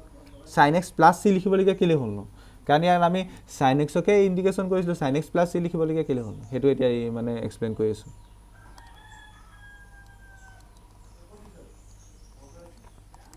আকৌবা কৈছো সোৱা তোমাক মই এটা ফাংচন এটা দিছো ফাংচনটো হৈছে sin x ক ইন্টিগ্ৰেশন কৰি ডিফাৰেন্সিয়েশন কৰিলে তোমালকে গম পাবা sin x ক ডিফাৰেন্সিয়েশন কৰিলে কি পোৱা যায় cos x পোৱা যায় sin x ক ডিফাৰেন্সিয়েশন কৰিলে cos x সকলোৱে জানে এতিয়া তেন্তে এটা কথা গম পাম cos x ক যদি ইন্টিগ্ৰেশন কৰো sin x পাম ওকে গম পালো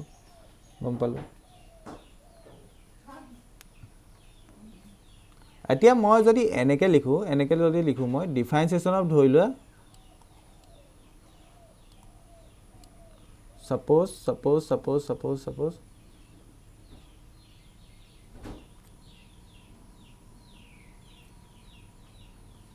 sin x plus 1 মই ইয়াৰ ডিফাৰেন্সিয়েশনটো কোনোবাই ক'ব পাৰিবনে differentiation of sin x plus 1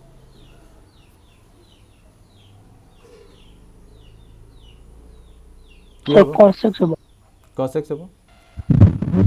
cos x plus কেলে cos x হ'ব cos x plus 1 হ'ব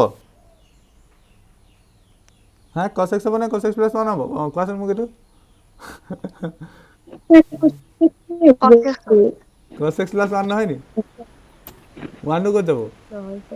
নহয় স্যার এটো কি হ'ব ডিফাৰেন্সিয়েশন অফ স্যাৰ 1 to 0 হৈ যাব ডিফাৰেন্সিয়েশন অফ sin x মানে এটো ডিফাৰেন্সিয়েশনটো এই প্ৰথম সাইনৰ লগত সোমাব প্লাস ডিফাৰেন্সিয়েশন অফ 1 এতিয়া ডিফাৰেন্সিয়েশন অফ 1 টো এটা কনস্ট্যান্ট তেন্তে এয়া ভ্যালুটো 0 হৈ যাব ডিফাৰেন্সিয়েশন অফ 1 মানে কনস্ট্যান্ট আৰু ডিফাৰেন্সিয়েশন অফ sin x মানে cos x তেন্তে এই ভ্যালুখিনি হ'ব তেন্তে cos x হ'ব ডিফাৰেন্সিয়েশন অফ কনস্ট্যান্ট মানে কি আছিল 0 আছিল কালিও কৈছো মই এটো কথা cos x এডখলে কাবা প্ৰবলেম আছে নি এডখলে বুজি পাইছা না পাইছো sir differentiation of sin x plus যদি 2 কৰো তেতিয়া কিমান হ'ব কোৱাচোন sir cos x cos x যদি মই ইয়াত লিখো ডিফাৰেন্সিয়েশন অফ যদি sin x plus 5 এতিয়া কিমান হ'ব cos x হবে cos x cos x মই যদি লিখো differentiation of sin x plus 1000 अब कितना होगा cos x cos x হ'ব কেলে লিখি আছে কি হৈছে ন মিনিংটো কি ইয়া লজিকটো কি নেকি ইয়াৰ সাথে প্ৰথম লাইনটো সাথে আমি গম পালো cos x এনেকুৱা এটা ফাংচন cos x কথাটো লজিক্যালি শুনিবলৈ চেষ্টা কৰ cos x এনেকুৱা এটা ফাংচন যাক ইন্টিগ্ৰেশন কৰিলে sin x পোৱা যায় হেতু কথা ইয়াত লিখিলো cos x এনেকুৱা এটা ফাংচন যাক ইন্টিগ্ৰেশন কৰিলে sin x পোৱা যায় হয় এডখলে ক্লিয়াৰ এডখলে সকলে বুজি পাইছা নে ইয়াৰ পৰা কি লিখিব পাৰিম ইয়াৰ পৰা মই লিখিব পাৰিম cos x এনেকুৱা এটা ফাংচন যাক ইন্টিগ্ৰেশন কৰিলে কি পোৱা যায় sin x plus 1 পোৱা যায় ইয়াৰ পৰা এই লাইনটো পৰা কি বুজিম cos x এনেকুৱা এটা ফাংচন যাক ইন্টিগ্ৰেশন কৰিলে কি পোৱা যায় sin x plus 2 পোৱা যায় এই লাইনটো পৰা আমি কি বুজিছো cos x এনেকুৱা এটা ফাংচন যাক ইন্টিগ্ৰেশন কৰিলে কি পোৱা যায় sin x plus 5 পোৱা যায় মই কি লিখি আছো বুজি পাইছা না বা তোমালোকে এই লাইনটো পৰা কি বুজিছো cos x এনেকুৱা এটা ফাংচন যাক ইন্টিগ্ৰেশন কৰিলে কি পোৱা যায় sin x plus 1000 মানে প্ৰথম লাইনটো পৰা আমি কি বুজিছিলো এই লাইনটো পৰা আমি কি বুজিছিলো cos x এনেকুৱা এটা ফাংচন যাক ইন্টিগ্ৰেশন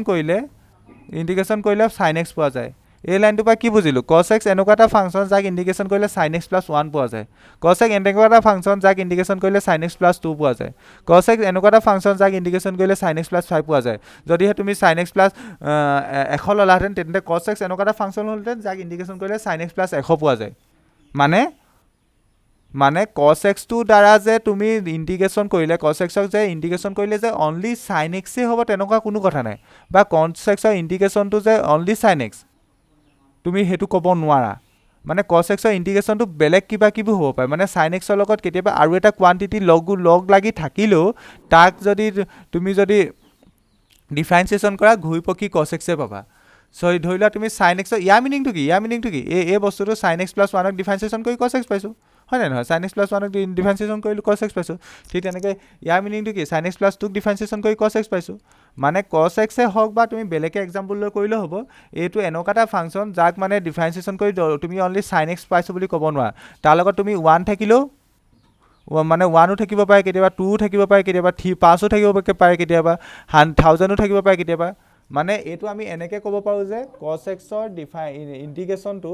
অনলি আমি এটা ফাংচনৰ দ্বাৰাই ডিফাইন কৰিব নোৱাৰোঁ cos x ৰ ইণ্টিগ্ৰেশ্যনটো যে অনলি সদায় sin x হ'ব সেইটো আমি কথা ক'ব নোৱাৰোঁ sin x এটা ফাংচন cos x ৰ ইণ্টিগ্ৰেশ্যনটো যে সদায় আমি sin x হ'ব ক'ব নোৱাৰোঁ কেতিয়াবা sin x + 1ও হৈ যাব পাৰে এইটো বেলেগ ফাংচন হয় ঠিক তেনেকৈ কেতিয়াবা sin x + 2 হৈ যাব পাৰে কেতিয়াবা sin x + 5ও হৈ যাব পাৰে কেতিয়াবা sin x + 1000ও হৈ যাব পাৰে কি কৈছোঁ ভালকৈ লজিকেলি চাবলৈ চেষ্টা কৰা cos x ৰ ইণ্টিগ্ৰেশ্যনটো সদায় sin x হ'ব বুলিয়ে ক'ব নোৱাৰোঁ কেতিয়াবা sin x + 1ও হৈ যাব পাৰে কেতিয়াবা sin x + 2ও হৈ যাব পাৰে কেতিয়াবা sin x + 5ও হৈ যাব পাৰে কেতিয়াবা sin x + 1000ও হ'ব পাৰে কেতিয়াবা sin x + 100ও হ'ব পাৰে সেইকাৰণে আমি নাজানো কি মানে অনলি sin x নহয় তাৰ লগত কিবা এটা কনষ্টেণ্ট এটা লাগিছে চোন 1 বা 2 ইয়াত হয়তো 0 লাগিছে এইটো কনষ্টেণ্ট 2 বা এইটো 5 নহ'লে এইটো 1000 নহ'লে 100 হোৱাতেন 100 লাগিলেহেঁতেন সেইকাৰণে আমি কি কনষ্টেণ্ট লাগিছে নাজানো সেইকাৰণে আমি +c এটা লিখিব লাগে মানে আমি এইটো কি ইণ্টিগ্ৰেশ্যন পঢ়িছোঁ ইনডেফিনিট ইণ্টিগ্ৰেশ্যন আমি ইনডেফিনিট ইণ্টিগ্ৰেশ্যনত যিটো আনচাৰ পাওঁ সেই আনচাৰটো একজেক্ট আনচাৰ নাপাওঁ ইনডেফিনিট ইণ্টিগ্ৰেশ্যন যি আনচাৰ পাওঁ সেই আনচাৰটো একজেক্ট আনচাৰ নাপাওঁ সেইকাৰণে আমি +c এটা লিখিম বুজি পালা cos x ইয়াতে এক্সাম্পল চোৱা cos x ক ইণ্টিগ্ৰেশ্যন কৰিলে অনলি সদায় sin x পাইছোঁ জানো না পোৱা কেতিয়াবা +1 পাইছোঁ কেতিয়াবা +2 পাইছোঁ কেতিয়াবা +5 পাইছোঁ মানে কনষ্টেণ্ট এটা পাওঁ ধৰি লওক কনষ্টেণ্ট এটা পাব পাৰোঁ সেইকাৰণে +c লিখিছোঁ বুজি পালা নাই কোৱা পালো স্যাৰ পালা পালো স্যাৰ সেইকাৰণে ইয়াত লিখিছে c is a arbitrary constant মই অলপ দেৰি আগত লিখি দিছিলোঁ c is a arbitrary constant মানে আৰ্বিট্ৰেৰী কনষ্টেণ্ট মানে এইটো ফিক্সড কনষ্টেণ্ট নহয় মানে কিছুমান কনষ্টেণ্ট আছে ইউনিভাৰ্চেল কনষ্টেণ্ট যাৰ মান ফিক্স ধৰি লোৱা পাই বুলি ক'লে কি 3.14 এইটো এটা কনষ্টেণ্ট হয় আৰু তাৰ ইয়াৰ মান ফিক্স ঠিক তেনেকৈ তুমি যদি 5 বুলি কোৱা 5 ইজ এ কনষ্টেণ্ট আৰু তাৰ মান ফিক্স 5 বুলি ক'লে আমাৰ ইয়াত ক'লে যি বুজিম আমি ইয়াত ক'লে একেটা বুজিম কিন্তু c is a arbitrary constant এইটো ইণ্টিগ্ৰেশ্যনটোৰ ওপৰত ডিপেণ্ড কৰে c ভেলু কি হ'ব এইটো ইণ্টিগ্ৰেশ্যনৰ কাৰণে c ভেলু কিমান হৈছে 1 হৈছে এইটো ইণ্টিগ্ৰেশ্যনৰ কাৰণে c ভেলু কিমান হৈছে 2 হৈছে তলৰ ইণ্টিগ্ৰেশ্যনটোৰ কাৰণে c ভেলু কিমান হৈছে 5 হৈছে কেতিয়াবা c ভেলু 0 হ'ব পাৰে কোনো প্ৰব্লেম নাই বুজি পালানে পালো স্যাৰ আৰু এটা কথা c থাকিলে আমি কি বুজিম তেন্তে সেইটো ডেফিনিট ইণ্টিগ্ৰেশ্যন নে ইনডেফিনিট ইণ্টিগ্ৰেশ্যন c থাকিলে কি বুজিম সেইটো ডেফিনিট ইণ্টিগ্ৰেশ্যন নে ইনডেফিনিট ইণ্টিগ্ৰেশ্যন আৰু ডেফিনিট ইণ্টিগ্ৰেশ্যনৰ এই c টো নাহে আমি শিকিম বাৰু পাছলৈ ডেফিনিট ইণ্টিগ্ৰেশ্যনৰ এই c টো নাহে আমি তাত ডাইৰেক্ট আনচাৰটো পাওঁ c টো নাহে এইডোখৰলৈ বুজি পালা নাই কোৱা সকলোৱে পালো স্যাৰ লিখা হ'লে এইডোখৰলৈ পটাপট লিখা পালো স্যাৰ হৈ গ'ল বাকী সকলো টোপনি ধৰি আছে নি হয় টোপনি আছা নি মাত চাত নাই যে বুজি পাইছা না ইণ্ডিকেশ্যন সোমাইছে না মূৰত অলপ চলপ হ'লেও আখতাৰ অংকিতা বাচিৰণ বৰষা দীপশিখা হিমাংকুমণি মানস মুন মিষ্টাৰ ৰোহিত ৰাজবংশী পদ্মিনী বুঢ়াগোহাঁই লগত আৰু সৃষ্টিপ্ৰিয়াকো সুধিছোঁ পিংকী গগৈ প্ৰিন্সি বৰপাত্ৰ প্ৰিয়ংকা ডেকা ৰাজবনী সংগীতা এবাৰ কৈ আছে বাকীসকল টোপনি ধৰিছে শিখামণি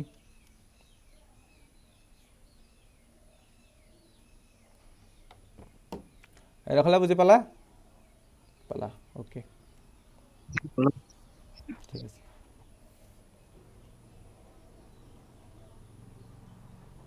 তেন্তে আমি কিছুমান ফৰ্মুলা লিখিম ইণ্টিগ্ৰেশ্যনৰ ফৰ্মুলা সম ষ্টেণ্ডাৰ্ড ফৰ্মুলা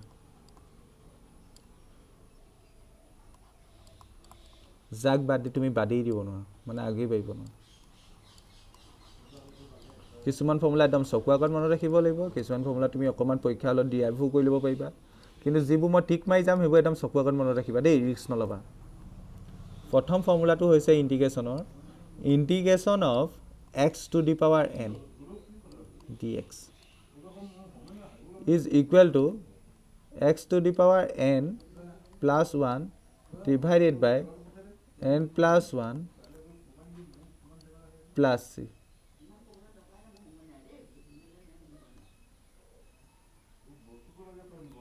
ঠিক আছে integration of x to the power n dx equal to কি হল তেন্তে x to the power n plus 1 divided by n plus 1 plus c এটা লাগে কাৰণ এটো ইনডেফিনিট ইন্টিগ্ৰেশন সদায় আমি c এটা লিখিম সদায় মনত ৰাখিবা ইনডেফিনিট ইন্টিগ্ৰেশন সদায় আমি c লিখিম ডেফিনিট ইন্টিগ্ৰেশন আৰু ইনডেফিনিট ইন্টিগ্ৰেশন কেনে বুজি পাম ইনডেফিনিট ইন্টিগ্ৰেশনৰ অনলি এডাল চিন থাকিব ডেফিনিট ইন্টিগ্ৰেশনৰ এই চিনডালৰ তলে ওপৰে কিবা ভ্যালু থাকিব এনেকে ভ্যালু থাকিব তেতিয়া এটো ডেফিনিট হৈ যায় এটো ইনডেফিনিট কাৰণ ইয়াৰ একো ভ্যালু নাই এইখিনি কথা আমি পাছলে কম পাও আৰু ইনডেফিনিট ইন্টিগ্ৰেশনৰ সদায় c এটা লিখিবই লাগিব মাস্ট বি সদায় লিখিব লাগিব তেন্তে আমি প্ৰথম ফৰ্মুলাটো কি গম পালো x to the power n ক ইন্টিগ্ৰেশন কৰিলে কি পোৱা যায় x to the power n plus 1 divided by n plus 1 plus c ইয়াক মানে প্ৰিসাইজ কৰি পেলে তোমালোকে মোক ৰিজাল্ট এটা ক'ব পাৰিবা নি বাৰু ইয়াৰ পৰা তোমালোকে অবজাৰভেশন এটা ক'ব পাৰিবা নি এই ফৰ্মুলাটো পৰা এটা অবজাৰভেশন ক'ব পাৰিবা নি মই ক'লো যে x to the power n ক ইন্টিগ্রেশন কৰি এটো পোৱা যায় ইয়াৰ পৰা তোমালোকে কথা এটা ক'ব পাৰিবা নি মই অলৰেডি ইমানখিনি পঢ়ালো পাৰিব লাগে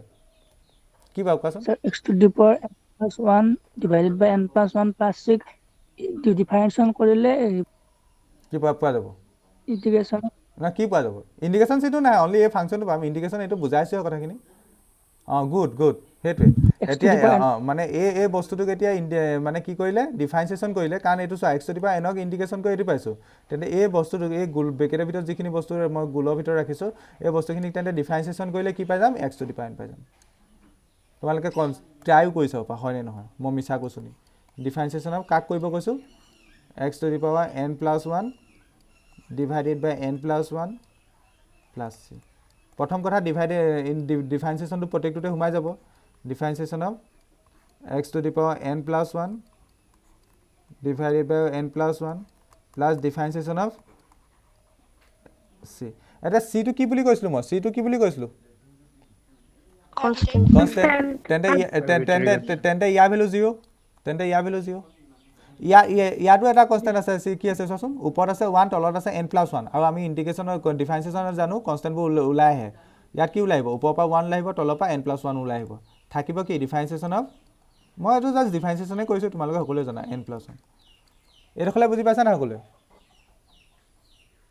পাইছো স্যাৰ আৰু এনেকা টাইপৰ ডিফাৰেন্সিয়েশন কেনেকৈ হয় সকলোৱে মনত আছে এনেকা টাইপৰ ডিফাৰেন্সিয়েশন কেনেকৈ হয় ওপৰ যেটো পাৱাৰ থাকে এটো আগলৈ গুছি আহে নে নাহে ওপৰ পাৱাৰ কি আছে n plus 1 হেতু আগলৈ গুছি আহিব আৰু যেটো ভেৰিয়েবল থাকে ভেৰিয়েবলৰ পৰা কি হৈ যায় এক কমি যায় ভেৰিয়েবলৰ পৰা এক কমিলে কি হ'ব n plus 1 আছে -1 মানে n হৈ যাব এটো খলে বুজি পালা না কোৱা এটো খলে বুজি পালা না পালো স্যার পালা তেন্তে এটো কাটি দিলো ফাইনাল কি পালো গৈছছো x to the power n পালো হয় নে নহয় তোমালোকে ভেৰিফাই কৰি দেখিলা নাই এটা আঠটা আইটেম ধুনিয়া কথা কৈছিলে মানে যদি আমি x to the power n ক যদি ইন্টিগ্রেশন কৰো x to the power n plus 1 divided by n plus 1 plus c পাম তাৰ মিনিংটো কি তাৰ মিনিংটো এইটোৱে যে আমি যদি এই বস্তুটোক যদি ডিফাৰেন্সিয়েশন কৰো তেন্তে এইটো পাম আকৌ কৈছো যদি আমি x to the power n ক যদি ইন্টিগ্রেশন কৰো তেন্তে এই বস্তুখিনি পাম তেন্তে এই বস্তুখিনিক যদি আমি ডিফাৰেন্সিয়েশন কৰি দিও এই বস্তুটো পাম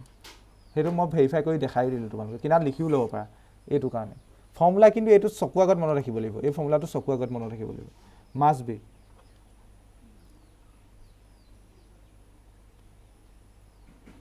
হৈ গল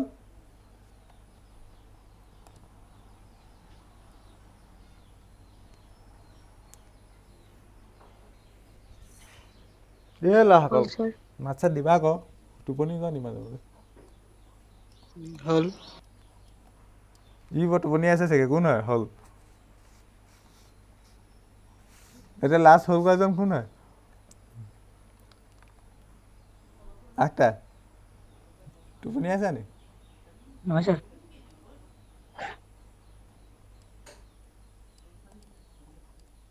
ইয়াত প্রভাইডেড ইয়াত এটা কন্ডিশন আছে রে n ভ্যালু -1 হ'ব নহয়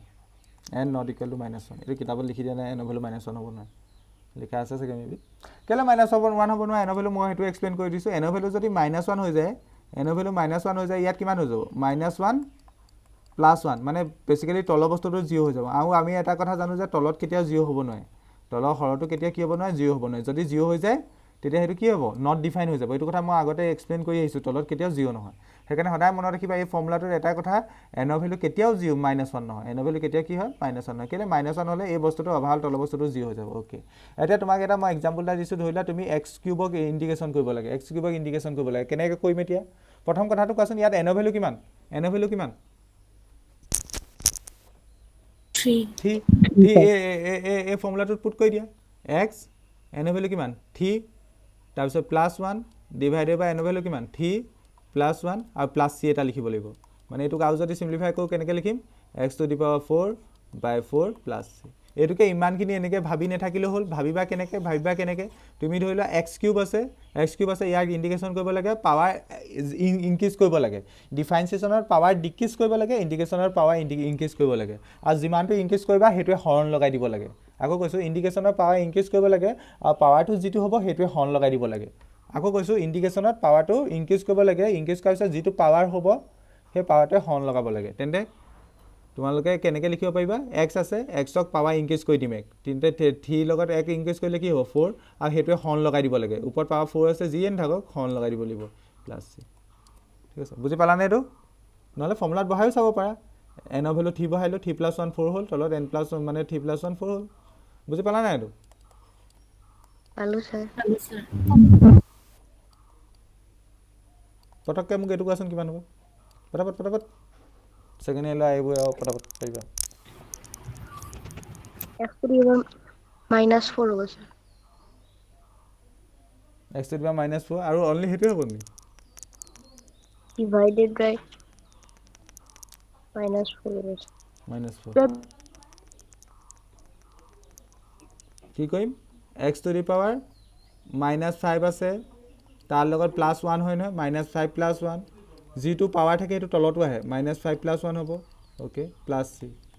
ওকে c টো লিখিব লাগিব দে ভুল হ'ব নহলে তেন্তে এটো কিমান হৈ যাব x to the power -4 divided by -4 + c mark of কৰা কাবা মাৰ্ক অন হৈছে বুজি পালা না এটো কোৱা পালো স্যাৰ ঠিক আছে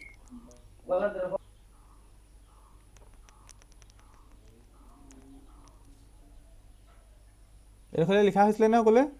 এৰখলে লিখা হইছিল না হয় স্যাৰ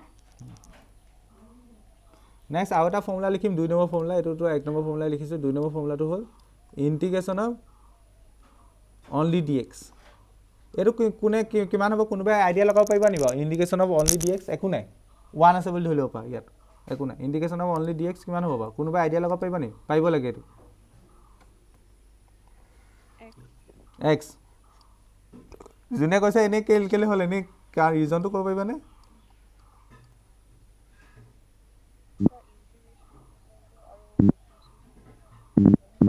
হা কি কৈছা 0 হ'ব নেকি না এটাকে ভাল কিবা এটা কৈছিলা ইন্টিগ্ৰেশন ডিফাৰেন্সিয়েল কি কৈছিলা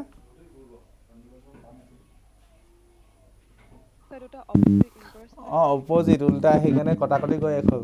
তেনেকা ভাবিব পাৰি আৰু কিবা না পঢ়োৱা মতে ভাবা এতিয়া যে পঢ়াইছো ফৰ্মুলা কিবা আৰু ফৰ্মুলা লগাব পাৰি নি সংগীতা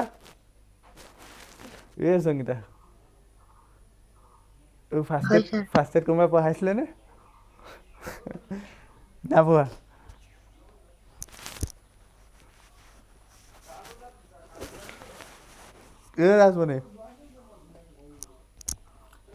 ৰাজমণি মই মাতেই নুশুনে শুনি আছো কেলা না ফাৰ্ষ্ট ইয়াৰ লেচেবস বুলি চেনেল এটা আছিলে নাম শুনিছিলে নে হাই এইবোৰ মই ফাৰ্ষ্ট ইয়াৰতে শিকাইছিলো দেখিলা গালো গালো খোলাগতি তাল চোৱা ইন্টিগ্ৰেশন অফ dx মানে এইটো মই এনেকৈ ভাবিব পাৰো নি ইন্টিগ্ৰেশন of x to the power 0 dx কিবা ভুল হ'ব নি এনেকৈ ভাবিলে কাৰণ a to the power 0 মানে কিমান 1 নহয় নি x মানে কিবা এটা ভেৰিয়েবলৰ ওপৰত পাৱাৰ 0 আহিলে কিমান হয় 1 হয় তেন্তে x to the power 0 হলেও কিমান হ'ব 1 হ'ব এনেকৈ লিখিলে ভুল হ'ব নি কোৱা এইটো বুজি পালা নাই পালো স্যাৰ এতিয়া জাস্ট ফৰ্মুলা এটা শিকিছিলো x to the power n dx কিমান হয় x to the power n dx কিমান হয় x to the power n + 1 divided by n + 1 plus C মই এই ফৰ্মুলাটো জাষ্ট অনলি -1ৰ ক্ষেত্ৰতে নহয় বুলি কৈছিলোঁ মই এই ফৰ্মুলাটো যে 0 ক্ষেত্ৰত নহ'ব কোৱা নাই ইয়াত এনৰ ভেলু কিমান ইয়াত এনৰ ভেলু কিমান এনৰ ভেলু 0 এনৰ ভেলু 0 এনৰ ভেলু 0 ইয়াত এনৰ ভেলু কিমান এনৰ ভেলু 0 কাৰণ x ৰ ওপৰত পাৱাৰ 0 আছে তেনে এনৰ ভেলু 0 হ'লে ফৰ্মুলাটো লগাব পাৰিম নে কেলৈ নোৱাৰিম কি হ'ব তেন্তে x টু দি পাৱাৰ কি হ'ব 0 + 1 ডিভাইডেড বাই 0 + 1 প্লাছ চি তেন্তে x টু দি পাৱাৰ 0 + 1 কা মানে x to the power 1 by 1 plus c এতিয়া x টু দি পাৱাৰ 1 টো লিখিব লাগে জানো নিলিখিলে হ'ব তলৰ একটো নিলিখিলে হ'ব তেন্তে x প্লাছ চি তেন্তে ঠিকে কৈছিলে বাৰু ইণ্টিগ্ৰেশ্যন dx কৰিলে এগৰাকীয়ে ঠিকে কৈছিলে x পোৱা যায় আৰু প্লাছ চিটো আৰু ইনডেফিনিট হোৱাৰ কাৰণে লিখিম প্লাছ চি এই ফৰ্মুলাটো মনত ৰাখিবা কেনেকৈ হ'ল গম পালা এইটো মই কিনাত লিখিয়ে দিলোঁ বুজি পালা নাই এইবাৰ বুজি পালা নাই সকলোৱে পালো স্যাৰ এইখিনিতো মই ডেফিনেটলি ফাৰ্ষ্ট এড কৈছোঁ নাই ফাৰ্ষ্ট এড কৈছিলোঁ নাই এইখিনি ডেফিনেটলি এইখিনি মই শিকাইছোঁ ফাৰ্ষ্ট এড তেওঁলোকে পাহৰিলা মোৰে মনত আছে এইবোৰ শিকাইছোঁ ঠিক আছে দিয়া তোমালোকৰ কলেজ আছে ন মই আৰু বেছি ফৰ্মুলা নিলিখাওঁ জাষ্ট দুটা ফৰ্মুলা লিখালোঁ আজি নেক্সট ক্লাছত ফৰ্মুলা লিখাই ডাইৰেক্ট এক্সাৰচাইজ 1.1 নহয় 7.1 কৰিব পাৰিম তোমালোকে জাষ্ট বস্তুখিনি চাবা এই ফৰ্মুলাটো মনত ৰাখি আহিবা এই ফৰ্মুলাটোতো মাষ্ট বি মনত থাকিবই লাগিব একদম এইটো আৰু ফাণ্ডামেণ্টেল ফৰ্মুলা দেই ইণ্টিগ্ৰেশ্যনৰ মনত ৰাখিবই লাগিব এই ফৰ্মুলাটো অকণমানো খেলিমেলি নকৰিবা আৰু তাৰ পৰাই ডিৰাইভ কৰিবলৈ এটা ফৰ্মুলা এইটো পালোঁ বুলি ক'ব পাৰা এইটো পালোঁ তেন্তে এই ফৰ্মুলাকেইটা মনত ৰাখিবা ফৰ্মুলা বেছ এই চেপ্টাৰটো বহুত ফৰ্মুলা আছে ফৰ্মুলাবোৰ পঢ়াবলৈ আগত আহি ল'বা যি কৰা কৰি ল'বা নহ'লে 20 টকীয়া 10 টকীয়া বহী এখন বনাবা অনলি ফৰ্মুলা লিখিবলৈ ইণ্টিগ্ৰেশ্যনৰ ফৰ্মুলাখিনি লিখিবা এটা ইণ্টিগ্ৰেশ্যন চলি আছে সেই কামটো বহুত সহায় হয় কিন্তু সেইটো মই নিজেও কৰোঁ 10 টকীয়া 20 টকীয়া বহীখন লিখিবা অনলি ফৰ্মুলা কাৰণে ইণ্টিগ্ৰেশ্যন বুলি হেডিং লগাই ল'বা ইণ্টিগ্ৰেশ্যন ফৰ্মুলা যিমান পোৱা ধৰি লোৱা এইটো এটা ফৰ্মুলা পালা যিবোৰ বাকচ বনাই যাম আৰু মই বাকচ বনোৱা চব ফৰ্মুলা লিখি যাবা ফৰ্মুলা লিখি এদিন দুদিন সদায় হোৱাৰ আগত 5 মিনিট বহীখনত নহ'লে ৰিভাইজ কৰিবলৈ দিগদাৰ হয় অনলি ফৰ্মুলাখিনি ৰিভাইজ কৰি থাকিবা ফৰ্মুলা যিমান মনত থাকিব এই চেপ্টাৰটো বহুত ষ্ট্ৰং হ'ব সেইকাৰণে তোমালোকৰ ধুনীয়া ছাজেশ্যন এটা দিম তোমালোকে 10 টকীয়া 20 টকীয়া ক্লাছমেটৰ সৰু বহিব পাই যে কিনি ল'বা যিবোৰ মই বাকচ বনোৱা ফৰ্মুলা লিখি যাম চব লিখি যাবা ইয়াত ঢেৰ ফৰ্মুলা আহিব তোমালোকে ভাবিব নোৱাৰা ফৰ্মুলা আছে ইয়াত উপায় নাই মই ফৰ্মুলাবোৰ স্কিপ কৰিব নোৱাৰোঁ ফৰ্মুলা জানিবই লাগিব আমাৰ মনত আছে বাৰু মিছা কথা নকওঁ মোৰ তেনেকুৱা 12ত এই ইণ্টিগ্ৰেশ্যনৰ কাৰণে এক্সট্ৰা বহী এখনেই আছিলে ফৰ্মুলা লিখা মোৰ এই কালি পৰহিলৈকে আছিলে মই এতিয়া ক'ত এৰিলোঁ ইয়াত নাই বাৰু গুৱাহাটীত থাকিলে ক'ত এৰিলোঁ দেখাই দিলোঁহেঁতেন মই ইণ্টিগ্ৰেশ্যনৰ ফৰ্মুলা লিখিবলৈ এখন বহিয়ে বনাই লৈছোঁ ইণ্টিগ্ৰেশ্যন বুলি নহয় ন ইয়াৰ পাছতো কেইবাকেইটা চেপ্টাৰ আছে নহয় মানে কি আছে এই মানে 12ত ফৰ্মুলা বেছ বহুত চেপ্টাৰ মানে চেপ্টাৰত ফৰ্মুলা আছে তোমালোকে এতিয়া ফৰ্মুলা বেছ চেপ্টাৰবোৰ পোৱা নাই কিন্তু বহুত চেপ্টাৰত ফৰ্মুলা আছে 3 ডাইমেনশ্যনেল জ্যামিতিত ফৰ্মুলা আছে ইণ্টিগ্ৰেশ্যনত ফৰ্মুলা আছে ডিফাৰেঞ্চিয়েশ্যন ফৰ্মুলা আছে যদি তুমি মেইন বহীখনত থাকে বস্তুবোৰ মানে ফৰ্মুলাবোৰ মনত ৰাখিবলৈ দিগদাৰ হয় সেইকাৰণে এইটো পৰামৰ্শ জনাম ডাঙৰ হিচাপে তোমালোকে সৰু বহী এখন লৈ ল'বা সৰু বহীখনত ফৰ্মুলাবোৰ লিখি যাবা বহুত সহায় হয় সেইটো মই কৈ থাকোঁতে তোমালোকে এইটো কথা নি আৰু লাগিছে সৰু বহীখনত ফৰ্মুলাবোৰ লিখি ৰিভাইজ কৰি থাকিবাচোন ফৰ্মুলাবোৰ মনত থাকিবই ঠিক আছে মই যিবোৰ বাকচ বনাম ফৰ্মুলা সেইবোৰ লিখিবা জাষ্ট বাকচ বনোৱা ফৰ্মুলাবোৰ লিখি যাবা মই তোমালোকৰ আইডিয়া লগাইছোঁ নহ'লে ভাবিবা ন চাই কি লিখিম মই যিবোৰ ফৰ্মুলা যেতিয়াই বাকচ বনাওঁ সেই ফৰ্মুলাবোৰ লিখিবা বাকচ বনোৱা ফৰ্মুলাবোৰ মানে ইম্পৰ্টেণ্ট মানে মনত ৰাখিব লাগিব সেই ফৰ্মুলাবোৰ লিখিবা ঠিক আছে বুজি পালানে হয় স্যাৰ ল'বানে বহী এখন 20 টকা খৰচ কৰি লৈ ল'বা আজি লৈছা নহয় মই ডাঙৰ বহী কোৱা নাই এই ফৰ্মুলা লিখিবলৈ লৈছা অঁ গুড ভাল ছোৱালী ঠিক আছে ফৰ্মুলা লিখিবলৈ সেইখিনি চেপ্টাৰ নাম লিখিয়ে যাবা এতিয়াৰ পৰা ঠিক আছে দিয়া আজিলৈ হ'ব ৰাতিলৈ ক্লাছ আছে ৰাতিলৈ কি আছে জানো ফিজিক্স আছে নেকি মই পাহৰিলোঁ